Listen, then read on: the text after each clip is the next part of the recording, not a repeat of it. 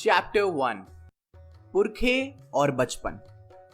छोटी अवस्था से ही मैं बड़ा साहसी था। अगर ऐसा ना होता तो खाली हाथ सारी दुनिया घूम आना क्या मेरे लिए कभी संभव होता? विवेकानंद। 12 जनवरी 1863 प्रभात का समय।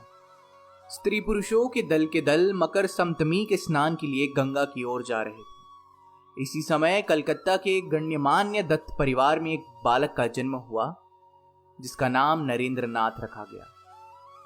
आगे चलकर यही नरेंद्र नाथ विवेकानंद के नाम से प्रसिद्ध हुआ। बालक की मां का नाम भुवनेश्वरी देवी था। नरेंद्र से पहले उनके 2 लड़कियां थीं।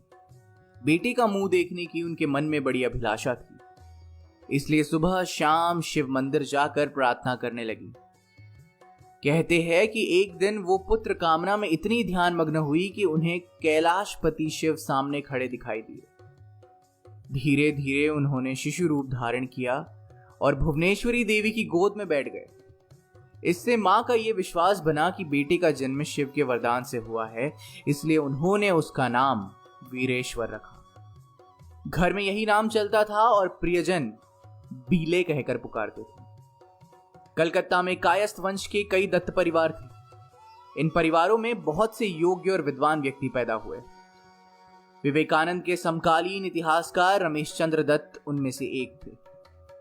विवेकानंद का जन्म इसी कायस्थ परिवार में हुआ था, पर रोलाम ने उन्हें क्षत्रिय वंश में उत्पन्न होना बताया। शायद उन्हें यह भ्रांति इसलिए हुई कि खुद विवेकानंद ने विदेश यात्रा से लौटकर अपने मद्रास के भाषण में प्रसंगवश कहा था।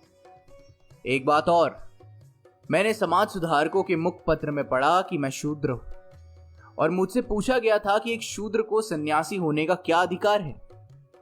तो इस पर मेरा उत्तर यह है कि मैं उन महापुरुष का वंशधर हूं जिनके चरण कमलों पर प्रत्येक ब्रह्मांड यमाय धर्मराज्य चित्रगुप्ताय वै नमः उच्चारण करते हुए पुष्पांजलि प्रदान करता है और जिनके वंशज विशुद्ध क्षत्रिय है। यदि अपने पुराणों पर विश्वास हो तो इन समाज सुधारकों को जान लेना चाहिए कि मेरी जाति ने पुराने जमाने में अन्य सेवाओं के अतिरिक्त कई शताब्दियों तक आधे भारत का शासन किया था। यदि मेरी जाति छोड़ दी जाए तो भारत के वर्तमान सभ्यता का क्या शेष रहेगा? अकेले बंगाल ही में मेरी जाति में सबसे बड़े दार्शनिक, सबसे बड़े कवि, सबसे बड़े इतिहासज्ञ, सबसे बड़े पुरातत्ववेत्ता और सबसे बड़े धर्म प्रचारक उत्पन्न हुए। मेरी ही जाति ने वर्तमान समय में सबसे बड़े वैज्ञानिकों से भारतवर्ष को विभूषित किया है। इन निंदकों को थोड़ा अपने देश के इतिहास का तो ज्ञान प्राप्त करना था। ब्राह्मण, क्षत्रिय तथा वैश्य इन तीनों वर्णों के संबंध में जरा अध्ययन तो करना था। जरा ये तो जानना था कि तीनों ही वर्णों को सन्यासी होने और वेद के अध्ययन का समान अधिकार है। ये बातें मैंने तो यूं ही प्रसंगवश कह दी। वो जो मुझे शूद्र कहते हैं, इसकी मुझे तनिक भी पीड़ा नहीं। मेरे पूर्वजों ने गरीबों पर जो अत्याचार किया था, इससे उसका कुछ परिशोध हो जाएगा। यदि मैं पैरिया, नीच चांडाल होता तो मुझे और भी आनंद आता, क्योंकि मैं उन महापुरुष का शिष्य हूं जिन्होंने सर्वश्रेष्ठ ब्राह्मण होते हुए भी एक पैरिया चांडाल के घर को साफ करने की अपनी इच्छा प्रकट की। नरेंद्र को विचारकों तथा वैज्ञानिकों की समृद्ध परंपरा विरासत में मिली थी। उसके परदादा राम मोहन दत्त कलकत्ता सुप्रीम कोर्ट के नामी वकील थे। जहां धन, ऐश्वर्य और ख्याति प्राप्त थी, वहां ज्ञान चर्चा और शास्त्र चर्चा भी इस परिवार की विशेषता थी। समय के साथ साथ चलते हुए अर्थ और मोक्ष, भोग और त्याग तथा आधुनिकता और प्राचीनता दत्त परिवार के स्वभाव तथा चरित्र में घुल मिल गई थी। राममोहन के इकलौते बेटे दुर्गाचरण ने समय की प्रथा के अनुसार जहां संस्कृत और फारसी पढ़ी थी, वहां काम चलाऊ अंग्रेजी भी सीखी थी और वे छोटी ही उम्र में वकालत के धंधे में पड़ गए। पर उनका स्वभाव पिता से भिन्न था। धन कमाने में उनकी अधिक रुचि नहीं थी। धर्मानुरागी युवक दुर्गाचरण सत्संग और शास्त्र चर्चा के अवसर और सुयोग खोजते रहते। परिणाम ये कि जब उनकी अवस्था सिर्फ 25 बरस थी तो उत्तर पश्चिम प्रदेशों से आए वेदांती साधुओं से वे इतने प्रभावित हुए कि घर बार छोड़कर संन्यास ग्रहण कर लिया। पति वियोग में तड़पती हुई जवान पत्नी के लिए गोद का नन्हा बालक ही एकमात्र सहारा रह गया। सन्यासी प्रथा के अनुसार 12 बरस बाद जब दुर्गाचरण अपनी जन्मभूमि का दर्शन करने आए तो पत्नी का 1 साल पहले देहांत हो चुका था। उन्होंने अपने बालक पुत्र विश्वनाथ को आशीर्वाद दिया और चले गए। इसके बाद उन्होंने फिर कभी भी घर में कदम ना रखा और ना किसी ने उन्हें देखा। ये विश्वनाथ ही नरेंद्रनाथ के पिता थे। उन्होंने भी वकालत का पैतृक धंधा अपनाया था, लेकिन वकालत में व्यस्त रहते हुए भी पारिवारिक परंपरा के अनुसार शास्त्र चर्चा तथा अध्ययन के प्रति उनका विशेष अनुराग था। राजा राम मोहन रॉय के समय से प्राचीनता और आधुनिकता में प्राच्य तथा पाश्चात्य में जो संघर्ष शुरू हुआ था वो अब तीव्र रूप धारण करके एक निर्णायक स्थिति में पहुंच चुका था। राजा राम मोहन रॉय जिस पुरानी शिक्षा पद्धति को बदलना चाहते थे उसका स्थान अब मैकॉले की शिक्षा प्रणाली ने ले लिया। संस्कृत तथा फारसी की शिक्षा गौण हो गई थी और अंग्रेजी का बोलबाला था। राजा राम मोहन रॉय क्या चाहते थे और मैकॉले की शिक्षा प्रणाली ने हमें क्या दिया, इस पर हम आगे चलकर पूर्ण जागरण परिच्छेद में विचार करेंगे। यहां सिर्फ इतना कह देना काफी है कि राजा राम मोहन रॉय प्राचीनता और आधुनिकता में समन्वय और सामंजस्य की जिस स्वस्थ भावना को लेकर चले थे वो उपेक्षित और विकृत होती जा रही थी। धर्मांधता और रूढ़िवाद के स्थान पर भूगोल, इतिहास, साहित्य, गणित तथा विज्ञान की शिक्षा संकीर्णता तथा छिछले विद्याभिमान को जन्म दे रही थी। चिंतन के क्षितिज पर यह भय स्पष्ट मंडरा रहा था कि कहीं प्राच्य पाश्चात्य से पराजित ना हो जाए। ब्रह्मा समाज जो वास्तव में संघर्ष का संगठित रूप था, अब इस भय के कारण आदि ब्रह्मा समाज और अखिल भारतीय ब्रह्मा समाज 2 में विभाजित हो गया था। इन दोनों के आपसी संघर्ष का परिणाम यह था कि आदि ब्रह्म समाज वाले प्राचीनता के खोल में सिकुड़ते जा रहे थे और अखिल भारतीय ब्रह्मा समाज वाले परंपरा से संबंध विच्छेद करके आधुनिकता के नशे में लड़खड़ाते पाश्चात्य की ओर झुक रहे थे। पढ़े लिखे बंगाली युवक अपने स्वभाव और संस्कार के अनुसार इन दोनों में से किसी एक को चुनते थे, लेकिन ऐसे लोगों की संख्या भी दिन ब दिन बढ़ती जा रही थी जिनका ना आदि ब्रह्मा समाज से कोई सरोकार था और ना अखिल भारतीय ब्रह्मा समाज से, और अगर था तो वो भी अत्यंत औपचारिक और ऊपरी। उन्हें ना प्राचीनता से कुछ लेना देना था और ना अपने को आधुनिक दिखाने की विशेष चिंता थी। व्यक्तिगत सुख साधन उनके जीवन का एकमात्र आधार और शिक्षा तथा ज्ञान चर्चा धन और यश अर्जित करने का साधन मात्र थे।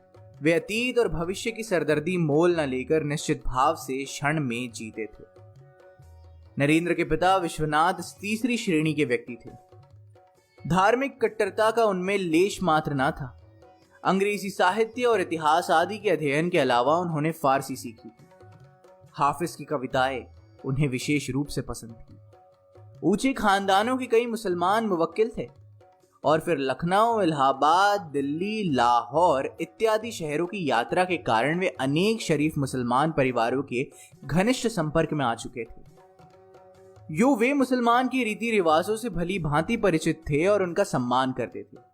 बाइबल पढ़कर उन्होंने ईसाई धर्म के बारे में अच्छी जानकारी प्राप्त कर ली थी, लेकिन इस जानकारी का तात्पर्य सिर्फ इतना ही था कि वो उन्हें एक व्यवहार कुशल तथा सफल वकील बनाने में उपयोगी सिद्ध हुई। उन्होंने जिस आदर्श का आजीवन पालन किया वो धड़ल्ले से कमाना और अधिकाधिक सुख सुविधाएं जुटाना। घर पर अतिथियों तथा सगे संबंधियों की भीड़ लगी रहती थी। जरूरत से ज्यादा नौकर चाकर और गाड़ी घोड़े रखकर ठाट बांट से जीना उनका स्वभाव बन चुका था। वे खुले हाथ से खर्च करते और खुले हाथ से दान भी देते थे। बचाकर रखने की भविष्य अथवा परलोक की चिंता उन्हें नहीं थी। एक वाक्य में यूं कह लीजिए कि वो भोग और त्याग का आधुनिक सम्मिश्रण थे, उदार, स्वच्छंद और मिलनसार। ठस के विपरीत भुवनेश्वरी देवी एक धर्मपरायण महिला थी। नरेंद्र के बाद 2 छोटे भाई और 2 बहनें और थी। मां बेटे बेटियों की स्नेहपूर्वक देखभाल करती थी।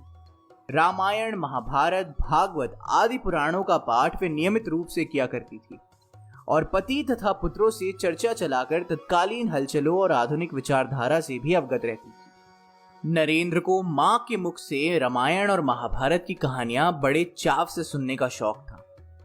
दत्त भवन में प्रायः प्रतिदिन दोपहर को रामायण और महाभारत की कथा होती थी। कोई बुढ़िया अथवा खुद भुवनेश्वरी देवी पढ़ती और मोहल्ले की दूसरी औरतें सुनती। नरेंद्र वैसे चंचल स्वभाव का बालक था, लेकिन इस छोटी सी महिला सभा में वो चुपचाप और शांत बैठा रहता था। इन ग्रंथों की कहानियों का उसके मन पर गंभीर प्रभाव पड़ता। इनके पात्र उसकी कल्पना में सजीव हो उठते और वो घंटों मंत्रमुग्ध सा बैठा सुना करता। रामायण सुनते सुनते नरेंद्र को सीता और राम से इतनी श्रद्धा हो गई कि वो एक दिन बाजार से उन दोनों की मूर्ति खरीद ले आए। मकान की छत पर एक सूने कमरे में उसने ये मूर्ति स्थापित कर दी और वो उसके सामने घंटों ध्यानमग्न बैठा रहता। अपने कोचबान से नरेंद्र बेहद हिलमिल गया था। बालक को सीताराम से ये प्रेम देखकर वह कोचवान बहुत प्रसन्न होता। नरेंद्र के मन में कोई समस्या, कोई प्रश्न उठता तो कोचवान मित्र ही उसका उत्तर दिया करता था। एक दिन अचानक ब्याह पर चर्चा चली। कोचवान को जाने क्यों ब्याह पसंद नहीं था। उसने ब्याह का ऐसा भयानक चित्र खींचा कि नरेंद्र बेचैन हो उठा और रोता हुआ मां के पास आया। मां ने बेटे से रोने का कारण पूछा तो उसने कोचवान की बात सुनाकर कहा, मां, मैं सीता राम की पूजा कैसे करूं? सीता तो राम की पत्नी थी। मां ने उसे गोद में बैठाकर आंसू पोंछे और बड़े दुलार से कहा, सीता राम की पूजा ना भी करो तो कोई हानि नहीं। कल से शिव की पूजा करना, ठीक है बेटा? मां जब किसी काम में व्यस्त हो गई तो नरेंद्र दबे पांव ऊपर गया। सीताराम की मूर्ति जो उसने इतने चाव और श्रद्धा से खरीदी थी, कमरे से उठा लाया। मुंडेर पर आकर उसने मूर्ति बिना संकोच नीचे फेंक दी, जो गिरते ही चूर चूर हो गई। नरेंद्र बड़ा नटखट था, उसके धम के मारे सबकी नाक में दम था। बड़ी बहनें उसके पीछे दौड़ती कि पकड़कर पीटें। नरेंद्र चट से नाली में उतरकर बदन पर कीचड़ लगा लेता। बहनें अपवित्र होने के डर से उसे छू न पाती। वो विजय गर्व से ताली बजाकर कहता, लो पकड़ लो मुझे। घर में जाने कब से चले आ रहे देशाचार और लोकाचार के नियमों को नरेंद्र बचपन से ही नहीं मानता था। इसके लिए मां अगर झुंझलाती या डांटती डपटती तो वह निरीह भाव से पूछता कि थाली छूकर बदन पर हाथ लगाने से क्या होता है? बाएं हाथ से गिलास उठाकर जल पीने से हाथ क्यों धोना पड़ता है? हाथ में तो झुटन नहीं लगती। मां इन प्रश्नों का कोई संतोषजनक उत्तर ना दे पाती तो नरेंद्र उद्दंड हो उठता और नियमों का उल्लंघन करता। विश्वनाथ के मुवक्किलों में एक पठान भी था। नरेंद्र के प्रति उसका विशेष स्नेह था। ऊके अपने की खबर सुनते ही नरेंद्र दौड़ा जाता और उसकी गोद में बैठकर पंजाब और अफगानिस्तान के हाथियों और ऊंटों की कहानियां बड़े चाव से सुनता। कई बार वो उसके साथ जाने का अनुरोध करता था। वो मुसलमान सज्जन हंसते हुए कहता, तुम 2 अंगुल और बड़े हो जाओ तब मैं तुम्हें अपने साथ जरूर ले जाऊंगा। नरेंद्र कभी कभी अगले ही दिन पंजों के बल खड़ा होकर कहता, देखिए मैं रता भर में 2 अंगुली बड़ा हो गया हूं, अब आप मुझे अपने साथ ले चलिए। इस पठान मुवक्किल से नरेंद्र का अनुराग इतना बढ़ गया कि वो उसके हाथ से संदेश या फल लेकर निसंकोच खा लेता था। विश्वनाथ कट्टर नहीं थे। उनकी दृष्टि में सभी जाति के लोग समान थे, इसलिए उनके नजदीक नरेंद्र का मुसलमान के हाथ से खाना कोई अपराध नहीं था। पर परिवार के दूसरे लोगों को इस पर आपत्ति होती थी, वो भी बहुत बड़ी। वो नरेंद्र को तरह तरह के भय दिखाकर दूसरी जाति के हाथ का खाने से मना करते थे। पर यह बात नरेंद्र के मन में ना बैठती। जाति भेद उसके लिए एक पहेली बन गया। वो सोचता, एक व्यक्ति किसी दूसरे के हाथ का क्यों नहीं खाता? अगर कोई दूसरी जात बिरादरी के हाथ का खा ले तो उसका क्या होगा? क्या उसके सिर पर छत टूट पड़ेगी? क्या वो मर जाएगा?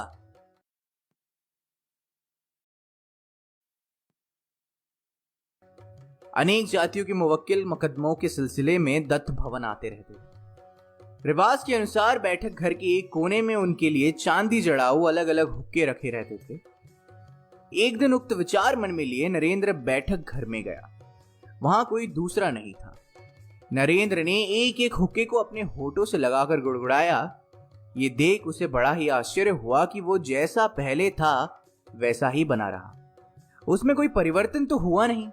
एकाएक विश्वनाथ बाबू उधर आ निकले और बेटे को स्थिति में देख उन्होंने पूछा, अरे ये क्या कर रहा है बीले?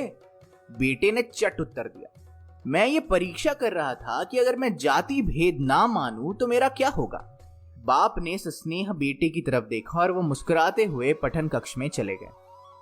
लगातार रामायण और महाभारत सुनते सुनते नरेंद्र को उनका बहुत सा भाग कंठस्थ हो गया था। कथा के समय वो कई बार इन्हें अपने बल मधुर स्वर में श्रोताओं को सुनाता तो बहुत ही भला लगता। उसने भिक्षु गायकों से राधा कृष्ण और सीताराम की लीला संबंधी कितने ही गाने सीख लिए थे। जब वो इन्हें अपने मधुर स्वर में गाता तो सुनने वाले मुग्ध हो उठते। उसे सभी का लाड़ प्यार प्राप्त था। उस पर किसी तरह का कठिन नियंत्रण न था। घर का वातावरण चाहे धार्मिक था, पर किशोर नरेंद्र की स्वच्छंदता और स्वाधीनता पर किसी प्रकार का अंकुश नहीं था। नरेंद्र को रामायण का हनुमान बहुत पसंद था। उसके अलौकिक कार्यों की कथाएं मन लगाकर सुनता था। फिर मां ने उसे बताया कि हनुमान अमर है और अब भी जीवित है। तब से वो उसे देखने के लिए बड़ा उत्सुक था, पर देखे तो कहां देखे, कुछ समझ में नहीं आ रहा था। एक दिन वो कथा सुनने गया तो कथाकार पंडित अपनी अलंकारिक भाषा में हास्य रस मिलाकर हनुमान के चरित्र का वर्णन कर रहा था। नरेंद्र के मन में जाने क्या आई, वो धीरे धीरे कथाकार के पास गया और पूछा, पंडित जी, आपने जो कहा है कि हनुमान केला खाना पसंद करते हैं और केले के बगीचे में रहते हैं, तो क्या मैं वहां उनके दर्शन कर सकता हूं? पंडित ने भोले बालक को बहलाने के लिए उत्तर दिया, हाँ बेटा, बगीचे में तुम उन्हें पा सकते हो। नरेंद्र ने इसके बाद भी हनुमान को बगीचे में ढूंढा हो या ना ढूंढा हो, पर यह तय है कि वो हमेशा उनके प्रिय पात्र बने रहे। जैसे जैसे आयु बढ़ी, उनके प्रति श्रद्धा भी बढ़ती गई। मृत्यु से कुछ महीने पहले शिष्य शरद चंद्र चक्रवर्ती ने जब पूछा, हमारे लिए इस समय किस आदर्श को ग्रहण करना उचित है, तो उन्होंने उत्तर दिया, महावीर के चरित्र को ही तुम्हें इस समय आदर्श मानना पड़ेगा। देखो ना, वे राम की आज्ञा से समुद्र लांग कर चले गए, जीवन मृत्यु की परवाह किए बिना। महाजितेंद्रिय, महाबुद्धिमान, दास्य भाव के उस महान आदर्श से तुम्हें अपना जीवन गठित करना होगा। वैसा करने पर दूसरे भावों का विकास स्वयं ही हो जाएगा। अवलंबन करने योग्य और दूसरा कोई पथ नहीं। एक और हनुमान जी जैसा सेवा भाव और दूसरी ओर उसी प्रकार त्रैलोक्य को भयभीत कर देने वाला सिंह जैसा विक्रम। राम की सेवा के अतिरिक्त अन्य सभी विषयों के प्रति उपेक्षा, यहां तक कि सगत्व, ब्रह्मात्व, शिवत्व प्राप्ति के प्रति उपेक्षा। केवल रघुनाथ के उपदेश का पालन ही जीवन का एकमात्र व्रत है। उसी प्रकार एकनिष्ठ होना चाहिए। ढोल, मृदंग, करताल बजाकर उछलकूद मचाने से देश पतन के गर्त में जा रहा है।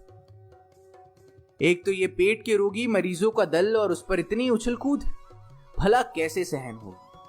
काम विहीन उच्च साधना का अनुसरण ना करके देश घोर तमोगुण से भर गया है। देश देश में, गांव गांव में जहां भी जाओगे देखोगे ढोल करताल ही बज रहे हैं। दुंदुभी नगाड़े क्या देश में तैयार नहीं होते? तरही भेरी क्या भारत में नहीं मिलती? वही सब गुरु गंभीर ध्वनि लड़कों को सुना। बचपन से जनाजे बाजे सुन सुनकर, कीर्तन सुन सुनकर देश स्त्रियों का देश बन गया है। इससे अधिक और क्या अधपतन होगा? नगाड़े में ब्रह्मा रुद्र ताल का दुंदुभिनाद उठाना होगा। महावीर महावीर की ध्वनि तथा हर हर बम बम शब्द से दिग्दिगंत कंपित कर देना होगा। हनुमान को शिव का अवतार भी कहा जाता है। 5 बरस पूरे होने पर नरेंद्र की शिक्षा कुछ दिन घर पर हुई।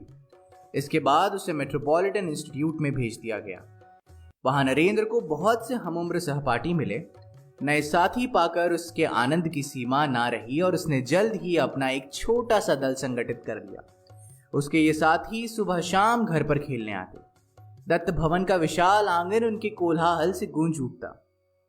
खेल में अगर कोई लड़का किसी प्रकार की धांधली करता तो नरेंद्र बहुत बिगड़ता और आगे बढ़कर फैसला करता। अगर देखता कि उसकी बातें नहीं मानी जा रही और लड़के आपस में मारपीट पर उतारू है तो वो निर्भीक भाव से बीच में खड़ा होकर उन्हें रोक देता। शारीरिक बल में नरेंद्र अपनी किसी भी हमजोली से हेटा ना था, बल्कि उसका असीम साहस देख बड़े बड़े दंग रह जाते थे। घूसा घूसी में निपुण होने के कारण दुष्ट लड़के उससे दबते थे। जब उसकी अवस्था केवल 6 बरस थी, वो अपने हमजोलियों के साथ चड़क का मेला देखने गया। मेला देखा और मिट्टी की बनी हुई शिव की मूर्तियां खरीदी। शाम को जब वे घर पर लौट रहे थे तो एक छोटा सा लड़का दल से अलग हो गया और फुटपाथ से रास्ते में चला गया। ठीक उसी समय सामने से एक घोड़ा गाड़ी आई, जिसे देख बालक घबरा गया। राह चलते राही रुक गए और बचाओ बचाओ चिल्लाने लगे। शोरगुल सुनकर नरेंद्र ने पीछे की ओर देखा और सारी स्थिति भांपी। एक क्षण भी देर न लगाई, महादेव की मूर्तियां फेंक कर वो तेजी से लपका। बालक घोड़े के पैरों तले रौंदा ही जाने वाला था कि नरेंद्र ने उसे बाल बाल बचा लिया। बालक को सुरक्षित देखकर लोग बड़े खुश हुए और सभी ने नरेंद्र के साहस की दाद दी। नरेंद्र के अपूर्व साहस की एक घटना और है। कलकत्ता के दक्षिण मटिया बुर्ज में लखनऊ के भूतपूर्व नवाब वाजिद अली शाह की पशुशाला थी। नरेंद्र की उम्र कोई 7-8 बरस रही होगी कि वो अपने हमजोलियों के साथ एक दिन ये पशुपाला देखने गया। लड़कों ने आपस में चंदा करके चांदपाल घाट से एक छोटी सी नाव किराए पर ली। लौटते समय एक बच्चे ने नाव में उल्टी कर दी। मुसलमान मल्लाह बहुत भन्नाया और कहा, नाव साफ किए बिना किसी को उतरने नहीं दूंगा। किसी दूसरे आदमी से साफ करा लेने के लिए लड़कों ने पैसे देने चाहिए, पर वो नहीं माना और घाट के दूसरे मल्लाहों को इकट्ठा करके उन्हें मारने पर उतारू हो गया। झगड़ा बढ़ते देखा तो नरेंद्र नाव से उतर गया। वह क्योंकि सबसे छोटा था इसलिए मल्लाहों ने उसे नहीं रोका। किनारे पर पहुंचकर नरेंद्र अपने साथियों की रक्षा का उपाय सोचने लगा। उसने देखा कि 2 गोरे सिपाही मैदान के रास्ते से टहलने जा रहे हैं। वो दौड़कर उनके पास आया और नमस्ते करके एक का हाथ पकड़ लिया।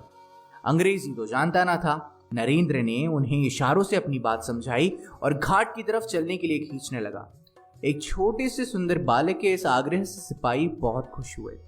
वो तुरंत नाव के पास आए और सारी बात समझ गए। उन्होंने हाथ का बेंत उठाकर मल्लाहों को डांटा और बच्चों को छोड़ देने का आदेश दिया। गोरे सिपाहियों को देखकर मल्लाह लोग डरे और अपनी अपनी नावों में चले गए। यूं नरेंद्र के साथियों ने संकट से छुटकारा पाया। दोनों सिपाही नरेंद्र के इस आचरण से बहुत प्रसन्न हुए। वो उसे अपने साथ थिएटर ले जाना चाहते थे, पर वो अपने हमजोलियों के साथ लौट आया। नरेंद्र को भय दिखाकर किसी काम से रोकना असंभव था। इस सिलसिले की एक घटना इस प्रकार है।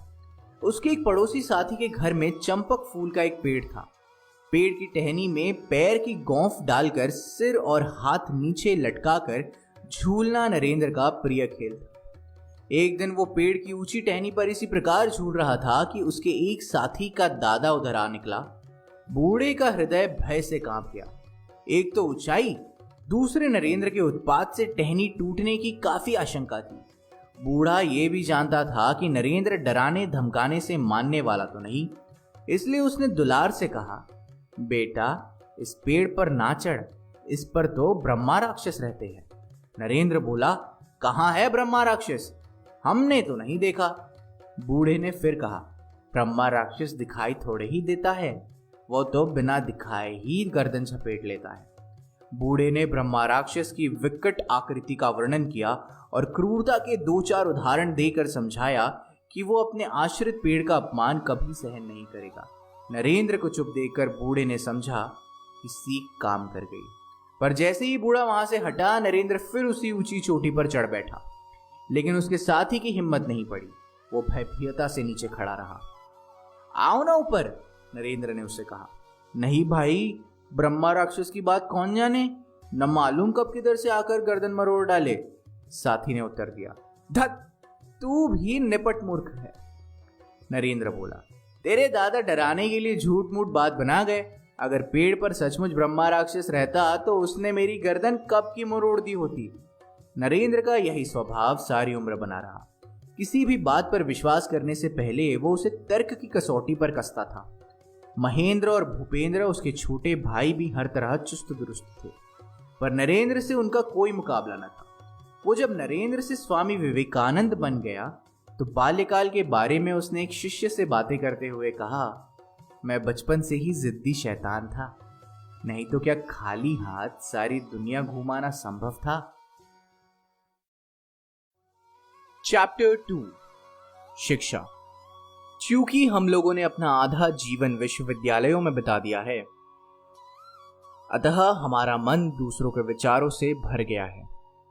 विवेकानंद। नरेंद्र नाथ जब 14 बरस का था तो उसे पेट का भयंकर रोग हुआ। ये रोग कई दिन तक रहा और इससे शरीर सूख कर कांटा हो गया। उस समय उसके पिता अपने काम से रायपुर में थे और उन्हें वहां अभी काफी दिन रहना था। इस ख्याल से कि हवा बदलने से स्वास्थ्य ठीक हो जाएगा, उन्होंने परिवार के लोगों को भी रायपुर बुला लिया। 1870 में नरेंद्र अपने पिता के पास रायपुर पहुंचे। रायपुर मध्य प्रदेश का एक नगर है। उस समय सारे मध्य प्रदेश में रेलगाड़ी नहीं थी। इलाहाबाद और जबलपुर होते हुए कलकत्ता से नागपुर तक गाड़ी आती थी। नागपुर से रायपुर जाने में 2 सप्ताह से अधिक लगते थे और हिंसक जंतुओं वाले घने जंगल में से बैलगाड़ी द्वारा जाना पड़ता था। बाद में इस यात्रा का उल्लेख करते हुए नरेंद्र नाथ ने लिखा है, वनस्थली का सौंदर्य देखकर मुझे रास्ते के कष्ट ही मालूम नहीं हुए। विंध्य पर्वत की आकाश को चूमती हुई चोटियां, फूलों और फलों से लदी हुई तरह तरह की बेलें, कुंज कुंज में चहचहाते हुए रंग बिरंगे पक्षी जो कभी कभी आहार की खोज में भूमि पर उतर जाते थे।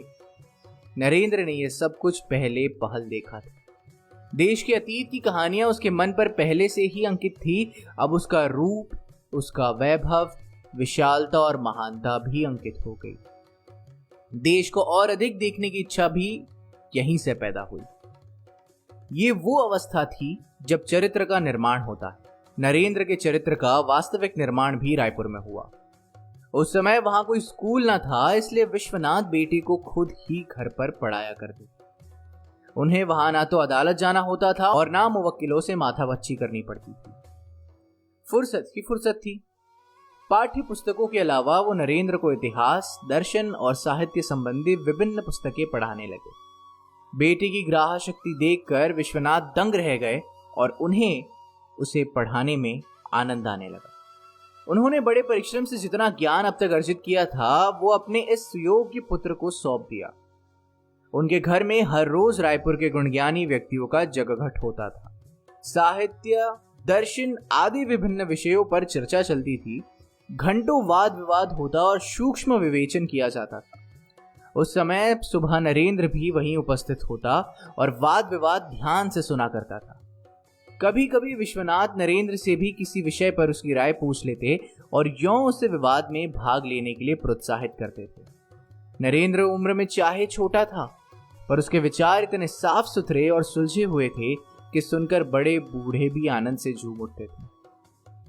विश्वनाथ के मित्रों में एक सज्जन बंग साहित्य के प्रसिद्ध लेखक थे। एक दिन जब वे साहित्य पर वाद विवाद कर रहे थे तो उसमें भाग लेने के लिए नरेंद्र को भी बुला लिया गया। बस अब क्या था, नरेंद्र ने थोड़े ही समय में यह सिद्ध कर दिखाया कि उसने अधिकांश लेखकों की पुस्तकें ना सिर्फ पढ़ ली है, बल्कि उनके बहुत से अंश उसे कंठस्थ है और वो उनकी तर्क संगत आलोचना भी कर सकता है। उन लेखक महोदय ने विस्मय और आनंद में भरकर कहा, बेटा, आशा है कि एक दिन बंग भाषा तुम्हारे द्वारा गौरवान्वित होगी। और अब ये कहने की कोई आवश्यकता नहीं कि उन लेखक महोदय की भविष्यवाणी सही साबित हुई। नरेंद्र रायपुर में 2 बरस तक रहा। इस बीच में उसने पुस्तकों और वाद विवाद द्वारा जो कुछ सीखा वो तो सीखा ही, पर इस संबंध में विशेष रूप से उल्लेखनीय बात यह है कि उसके किशोर मन पर पिता के व्यक्तित्व की गंभीर छाप पड़ी।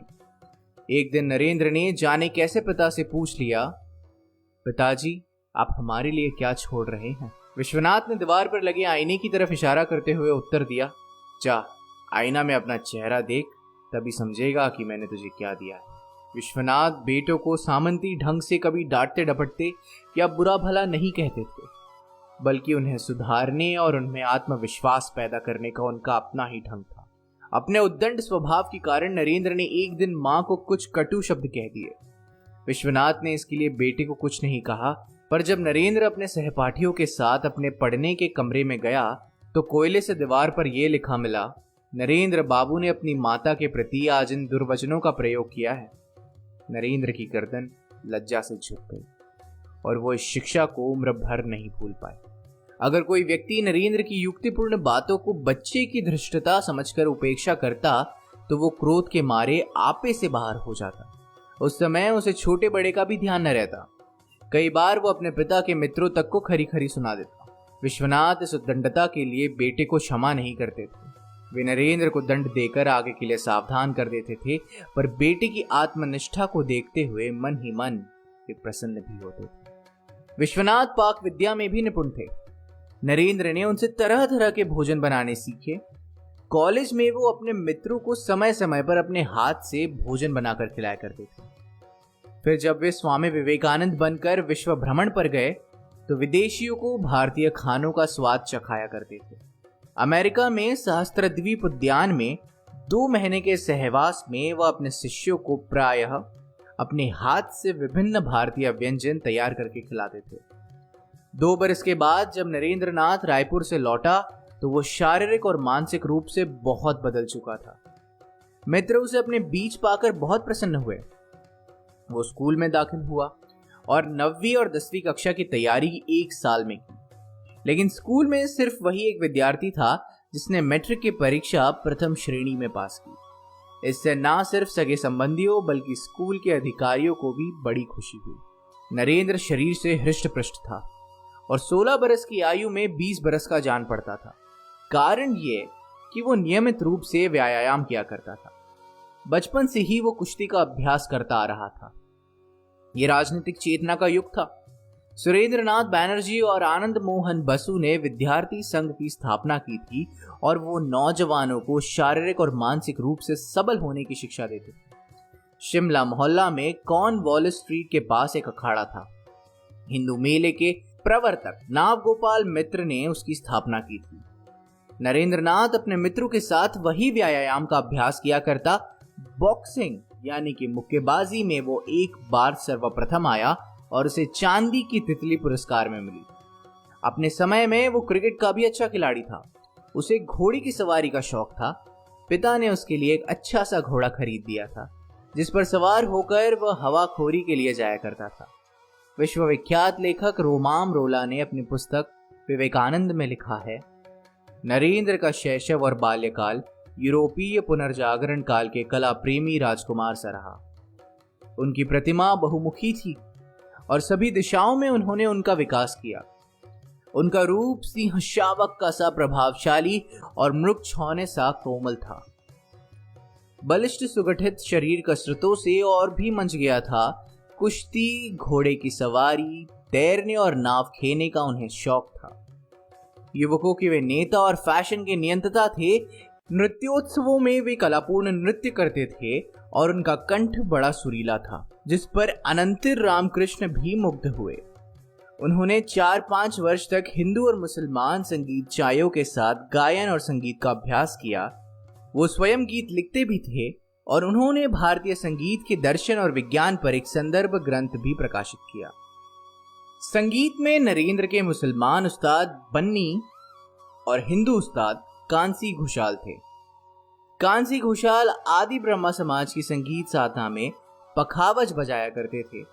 नरेंद्र ने पखावज और तबला इन्हीं से सीखा। साहित्य, इतिहास और दर्शन पारिवारिक परंपरा थी।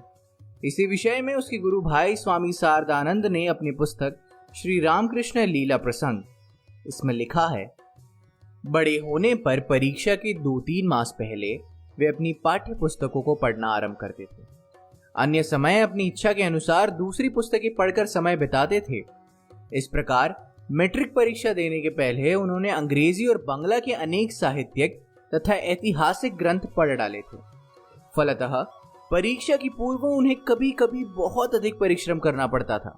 हमें स्मरण है, एक दिन उन्होंने इस विषय का प्रसंग उठने पर हमें बताया था, मैट्रिक परीक्षा के आरंभ होने के 2-3 दिन पहले मैंने देखा कि रेखा गणित कुछ भी नहीं पढ़ा गया है। तब सारी रात जाकर उसे पढ़ने लगा और 24 घंटे में उसकी 4 पुस्तकें पढ़कर परीक्षा दे आया। ईश्वर कृपा से उन्हें दृढ़ शरीर तथा पूर्व मेघा प्राप्त थी, इसलिए वे ऐसा कर सके थे, इसमें कोई संदेह नहीं।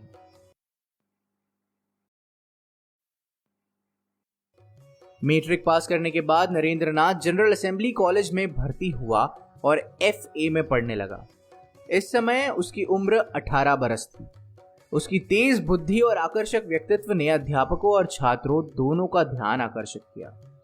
थोड़े ही समय में बहुत से विद्यार्थी उसके मित्र बन गए। दरअसल विद्यार्थी उसे अपना मित्र बनाने में गर्व महसूस करते थे।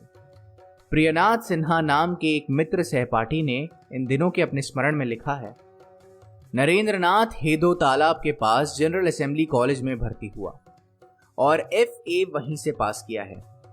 उनके असंख्य गुणों के कारण बहुत से सहपाठी उनमें अत्यंत अनुरक्त है। वे उनका गाना सुनकर इतना आनंदप्रद मानते हैं कि अवकाश पाते ही नरेंद्र के घर पर उपस्थित हो जाते हैं। बैठकर एक बार नरेंद्र की तर्क युक्ति या गाना बजाना आरंभ होते ही समय कैसे निकल जाता है वे समझ नहीं पाते। नरेंद्र इस समय अपने पिता के घर केवल 2 बार भोजन करने जाते हैं और शेष समय समीप की गली में अपनी नानी के घर में रहकर अध्ययन करते हैं। अध्ययन के लिए ही वो यहाँ रह रहे हैं ऐसी बात नहीं। नरेंद्र एकांत में रहना अधिक पसंद करते हैं। कमरा बहुत छोटा था। नरेंद्र ने उसका नाम तंग रख लिया था और मित्रों से कहा करते थे, चलो तंग में चले। अब इस तंग की एक बैठक देखिए। नरेंद्र आज मन लगाकर पढ़ रहे थे। इसी समय किसी मित्र का आगमन हुआ। लगभग 11 बजे होंगे। भोजन करके नरेंद्र पढ़ रहे थे। मित्र ने आकर नरेंद्र से कहा, भाई रात में पढ़ लेना, अभी जरा 1-2 गाने तो सुना दो। उसी समय नरेंद्र ने पुस्तक बंद कर उसे एक और सरका दिया। तानपुरी के तारों को संभाल कर उन्हें स्वर में बांध कर गाना गाने से पहले उन्होंने अपने मित्र से कहा, अच्छा तू तबला उठा। मित्र ने कहा, भाई मैं तो बजाना जानता नहीं, स्कूल में मेज का तबला बजा लेता हूं, तो क्या तुम्हारे साथ तबला भी बजा सकूंगा? तब नरेंद्र ने स्वयं थोड़ा सा बजा कर दिखा दिया और कहा, अच्छी तरह से देख ले, अवश्य बजा सकेगा। क्यों नहीं बजा सकेगा? कोई कठिन काम थोड़े ही ना है। इस तरह बस ठेका दिए जा, हो जाएगा। साथ ही साथ बजाने के बोल भी बतला दिए। मित्र 1-2 बार चेष्टा करने के बाद किसी तरह ठेका देने लगा। गाना आरंभ हुआ। तान लय में उन्मुक्त होकर और दूसरों को उन्मुक्त बनाकर नरेंद्र ने हृदय स्पर्शी स्वर में टप्पा, ढप, ख्याल, ध्रुपद, बंगला, हिंदी और संस्कृत गानों का प्रवाह चलने लगा। गंभीर चिंतन शक्ति और तीक्ष्ण बुद्धि के कारण नरेंद्र सभी विषय बहुत थोड़े समय में सीख लेता था। संगीत, स्वच्छंद भ्रमण, मित्रों के साथ खेल कूद और हंसी मजाक के लिए उसे काफी समय मिल जाता था। दूसरे लड़के इससे ये समझ लेते थे कि नरेंद्र की अध्ययन में बिल्कुल रुचि नहीं है।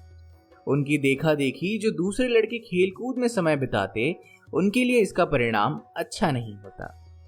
पाठ्य पुस्तकें तो परीक्षा पास करने का साधन मात्र थी, वरना जैसा कि उसका स्वभाव बन चुका था, नरेंद्रनाथ साहित्य, दर्शन और इतिहास की पुस्तकें अधिक पढ़ता था। डेकार्त का अहमवाद, ह्यूम और वेन की नास्तिकता, डार्विन का विकासवाद और इसके अलावा हर्बर्ट स्पेंसर का अज्ञेयवाद उसने FA की परीक्षा देने से पहले पढ़ डाला था। उसके मित्र ब्रजेंद्र बाबू ने प्रबुद्ध भारत पत्रिका में अपने संस्मरण लिखे थे, जिसमें नरेंद्र की अशांति और ज्ञान पिपासा का चित्र प्रस्तुत करते हुए उन्होंने बताया है कि नरेंद्र ने शेली की कविताओं, हेगल के दर्शन और फ्रांसीसी क्रांति के इतिहास का अध्ययन भी इसी अवस्था में कर लिया था। इसके अलावा संस्कृत कविता, उपनिषद और राम मोहन रॉय की पुस्तकें भी वो बड़े चाव से पढ़ा करते थे। पढ़ते समय वो चंचल और खिलाड़ी नरेंद्र से एकदम भिन्न दूसरा ही व्यक्ति हो जाते। ब्रजेंद्र बाबू कॉलेज में नरेंद्र से 2-3 बरस आगे थे, पर इन दोनों में खूब पड़ती थी। वे दोनों दार्शनिक क्लब में जाया करते थे। रोमाम रोलान ने लिखा है कि ब्रजेंद्र फ्रांसीसी क्रांति से प्रभावित थे और अराजकतावादी थे। बाद में उन्होंने एक बुद्धिवादी के रूप में नाम पाया। मैट्रिक पास करते करते नरेंद्र की बुद्धि इतनी विकसित हो गई थी कि कोई पुस्तक पढ़ने में अधिक समय नहीं लगाना पड़ता। अपनी अध्ययन पद्धति की चर्चा करते हुए वो अपने गुरु भाइयों से कहा करता था, अब से कोई पुस्तक पढ़ते समय प्रत्येक पंक्ति क्रमशः पढ़कर ग्रंथकार का वक्तव्य समझने की मुझे आवश्यकता नहीं। हर अनुच्छेद की प्रथम और अंतिम पंक्तियां पढ़ते ही उसके भीतर क्या कहा गया है मैं समझ लेता था। शनैः शनैः व शक्ति परिपक्व होने पर मुझे हर अनुच्छेद पढ़ने का भी प्रयोजन नहीं होता था। हर पृष्ठ की प्रथम और अंतिम पंक्तियां पढ़कर मैं आशय समझ सकता था। फिर पुस्तक के जिस स्थान पर ग्रंथकार ने कोई विषय तर्क युक्तियों द्वारा समझाया है, वहां यदि प्रमाण प्रयोग की सहायता से किसी की युक्ति के समझाने में 4, 5 या उससे अधिक पृष्ठ लगे, तो उस युक्ति का आरंभ मात्र पढ़कर ही उन पृष्ठों की सारी बातें मैं समझ लेता था। अपनी इस असाधारण प्रतिभा से नरेंद्र ने विवेकानंद बनने पर जर्मनी के प्रसिद्ध वेदांती डॉक्टर डाइसन को कैसे चकित किया, ये हम डॉक्टर डाइसन से भेंट के समय लिखेंगे। अध्ययन का उद्देश्य सत्य की खोज था और नरेंद्र जिसे सत्य समझ लेता था उसकी जी जान से रक्षा करता था। जब देखता था कि कोई दूसरा उसके विपरीत भाव या मत व्यक्त कर रहा है तो नरेंद्र चट विवाद पर उतर आता था और अपने सशक्त तर्कों और युक्तियों द्वारा उसे परास्त करके दम लेता था। पराजित व्यक्ति कई बार बिलबिला उठते थे और नरेंद्र पर दम्भी होने का आरोप लगाने में भी संकोच नहीं करते थे। पर नरेंद्र में मन में किसी के प्रति द्वेष भाव नहीं था और अपनी ही बात को ऊंचा रखने के लिए वो कभी कुतर्क का सहारा नहीं लेता था। उसे जो कहना होता था दूसरे के सामने साफ साफ कहता था। कोई उसकी बात से चिढ़ता है, उसके बारे में क्या राय रखता है या उसकी निंदा करता है, इस बात की उसे जरा भी परवाह नहीं थी। उसका हृदय शुद्ध था और वो खुद पीठ पीछे किसी की निंदा या बुराई नहीं करता था। धीरे धीरे जब उसका यह स्वभाव उजागर हुआ तो विद्यार्थी उसकी बात ध्यान से सुनते और उसका आदर करने लगे। जनरल असेंबली कॉलेज के अध्यक्ष विलियम हेस्टी सज्जन व्यक्ति होने के अलावा बड़े विद्वान, कवि और दार्शनिक थे। नरेंद्र, ब्रजेंद्र आदि कुछ प्रतिभाशाली विद्यार्थी नियमित रूप से उनके पास जाते और दर्शन शास्त्र का अध्ययन किया करते थे। हेस्टी नरेंद्र की बहुमुखी प्रतिभा के बहुत प्रशंसक थे और इसलिए उसे सबसे अधिक चाहते थे। एक मर्तबा नरेंद्र ने जब कॉलेज के दार्शनिक क्लब में किसी मत विशेष का सूक्ष्म विश्लेषण किया तो हेस्टी खुशी से झूम उठे और मुक्तकंठ विश्वविद्यालयों में एक भी ऐसा छात्र नहीं है जो इनके समान मेधावी हो। अध्ययन और आयु बढ़ने के साथ साथ नरेंद्र की जिज्ञासा तीव्र से तीव्रतर होती चली गई। मानव जीवन का उद्देश्य क्या है? क्या सचमुच इस जड़ जगत को चलाने वाली कोई शक्तिमान सत्ता है? इस प्रकार के अनेक सवाल उसके मस्तिष्क में उठने लगे। पाश्चात्य विज्ञान और दर्शन शास्त्र ने उसके मन में संदेह उत्पन्न कर दिया। नरेंद्र जब किसी धर्म प्रचारक को ईश्वर के बारे में भाषण देते सुनता तो झट पूछ बैठता, क्यों महाशय, आपने ईश्वर के दर्शन किए हैं? हाँ या ना? हाँ या ना में उत्तर देने के बजाय धर्म प्रचारक उपदेश वाक्यों से उसे संतुष्ट करना चाहते और अपना पुस्तक ज्ञान बघारने लगते। नरेंद्र को तो प्रत्यक्षवादी की खोज थी। धर्म प्रचारकों की रटी रटाई संप्रदायगत बोलियां सुनकर वह प्रबल संदेहवादी हो गया। पिता से विरासत में पाई हुई आलोचना वृत्ति पर पाश्चात्य विचारों की सान चढ़ चुकी थी। अतएव पुस्तक ज्ञान नरेंद्र को शांत नहीं कर पा रहा था। उसे अब एक जीते जागते आदर्श की खोज थी। इसी खोज का वह कुछ मित्रों के साथ आदि ब्रह्म समाज का सदस्य बन गया। ब्रह्म समाज चंद साल पहले आदि ब्रह्म समाज और अखिल भारतीय ब्रह्म समाज में विभाजित हो गया था। पहले के नेता देवेंद्रनाथ ठाकुर और दूसरे के केशव चंद्र सेन थे। केशव बहुत बड़े वक्ता थे और उस समय उनकी ख्याति शिखर पर थी। बंगाली नौजवान उनसे बेहद प्रभावित थे। रुमाम रोला का कथन है कि नरेंद्रनाथ उनसे ईर्ष्या करते थे और स्वयं केशव बनने की महत्वाकांक्षा रखते थे, लेकिन इसके बावजूद वो उनके अखिल भारतीय ब्रह्मा समाज के सदस्य नहीं बने। कारण यह था कि अखिल भारतीय ब्रह्मा समाज राजा राम मोहन रॉय के आदर्श और परंपरा से हट चुका था। केशव और उनके अनुयायी ईसाईयत में रंगे हुए थे और उनका चलन सनातन हिंदू धर्म की उच्चतक मान्यताओं के प्रतिकूल था। लेकिन नरेंद्र की बचपन से ही इन मान्यताओं में आस्था थी। संदेहवादी होते हुए भी उसमें दूसरे नौजवानों से उच्छृंखलता और अराजकता न थी। नरेंद्रनाथ ब्रह्मा समाज की रविवार उपासना में शामिल होता था और अपने मधुर कंठ से ब्रह्मा संगीत सुनाकर सदस्यों का मन प्रसन्न किया करता था। पर उपासना के विषय में वो दूसरे सदस्यों से सहमत नहीं था। उसे ब्रह्मा समाज में त्याग और धर्मनिष्ठा की कमी महसूस होती थी। नरेंद्र जो कुछ देखता था उसकी वो निर्भीक आलोचना करता था। उसका मन अब भी अशांत था और जिस जीते जागते सत्य की उसे खोज थी वो यहां भी दिखाई ना पड़ा। एक दिन देवेंद्रनाथ ठाकुर ने उसे उपदेश देते हुए कहा, तुम्हारे अंग प्रत्यंग में योगियों के चिन्ह मौजूद हैं। ध्यान करने से ही तुम्हें शांति और सत्य की प्राप्ति होगी।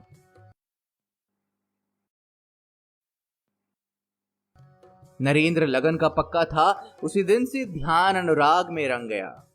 थोड़ा खाना, चटाई पर सोना, सफेद धोती और चद्दर पहनना और शारीरिक कठोरता का पालन करना उसका नियम बन गया। उसने अपने घर के निकट नानी के मकान में एक कमरा किराए पर ले रखा था। परिवार के लोग समझते थे कि घर पर पढ़ाई की असुविधा के कारण ही नरेंद्र अलग रहने लगा है। विश्वनाथ बाबू ने बेटी की स्वाधीनता में कभी हस्तक्षेप नहीं किया था, इसलिए नरेंद्र अध्ययन, संगीत आदि की चर्चा करने के बाद शेष समय साधना भजन में बिताता था। सत्येंद्रनाथ मजूमदार अपनी विवेकानंद चरित पुस्तक में लिखते हैं, इस प्रकार दिन ब दिन बीतते गए, लेकिन उनकी सत्य को जानने की इच्छा तृप्त तो नहीं हुई, अपितु अधिकाधिक बढ़ने लगी। धीरे धीरे उन्होंने समझा कि अतीन्द्रिय सत्य को प्रत्यक्ष करने के लिए एक ऐसे व्यक्ति के चरणों के पास बैठकर शिक्षा लाभ करना आवश्यक है जिसने स्वयं उस सत्य का साक्षात्कार किया है। उन्होंने अपने मन प्राण से यह भी निश्चय कर लिया कि इसी जीवन में सत्य को प्राप्त करना होगा, नहीं तो इसी प्रयत्न में प्राण दे देने होंगे। सुरेंद्रनाथ मित्र रामकृष्ण परमहंस के भक्त थे और वे शिमला मोहल्ला में ही रहते थे।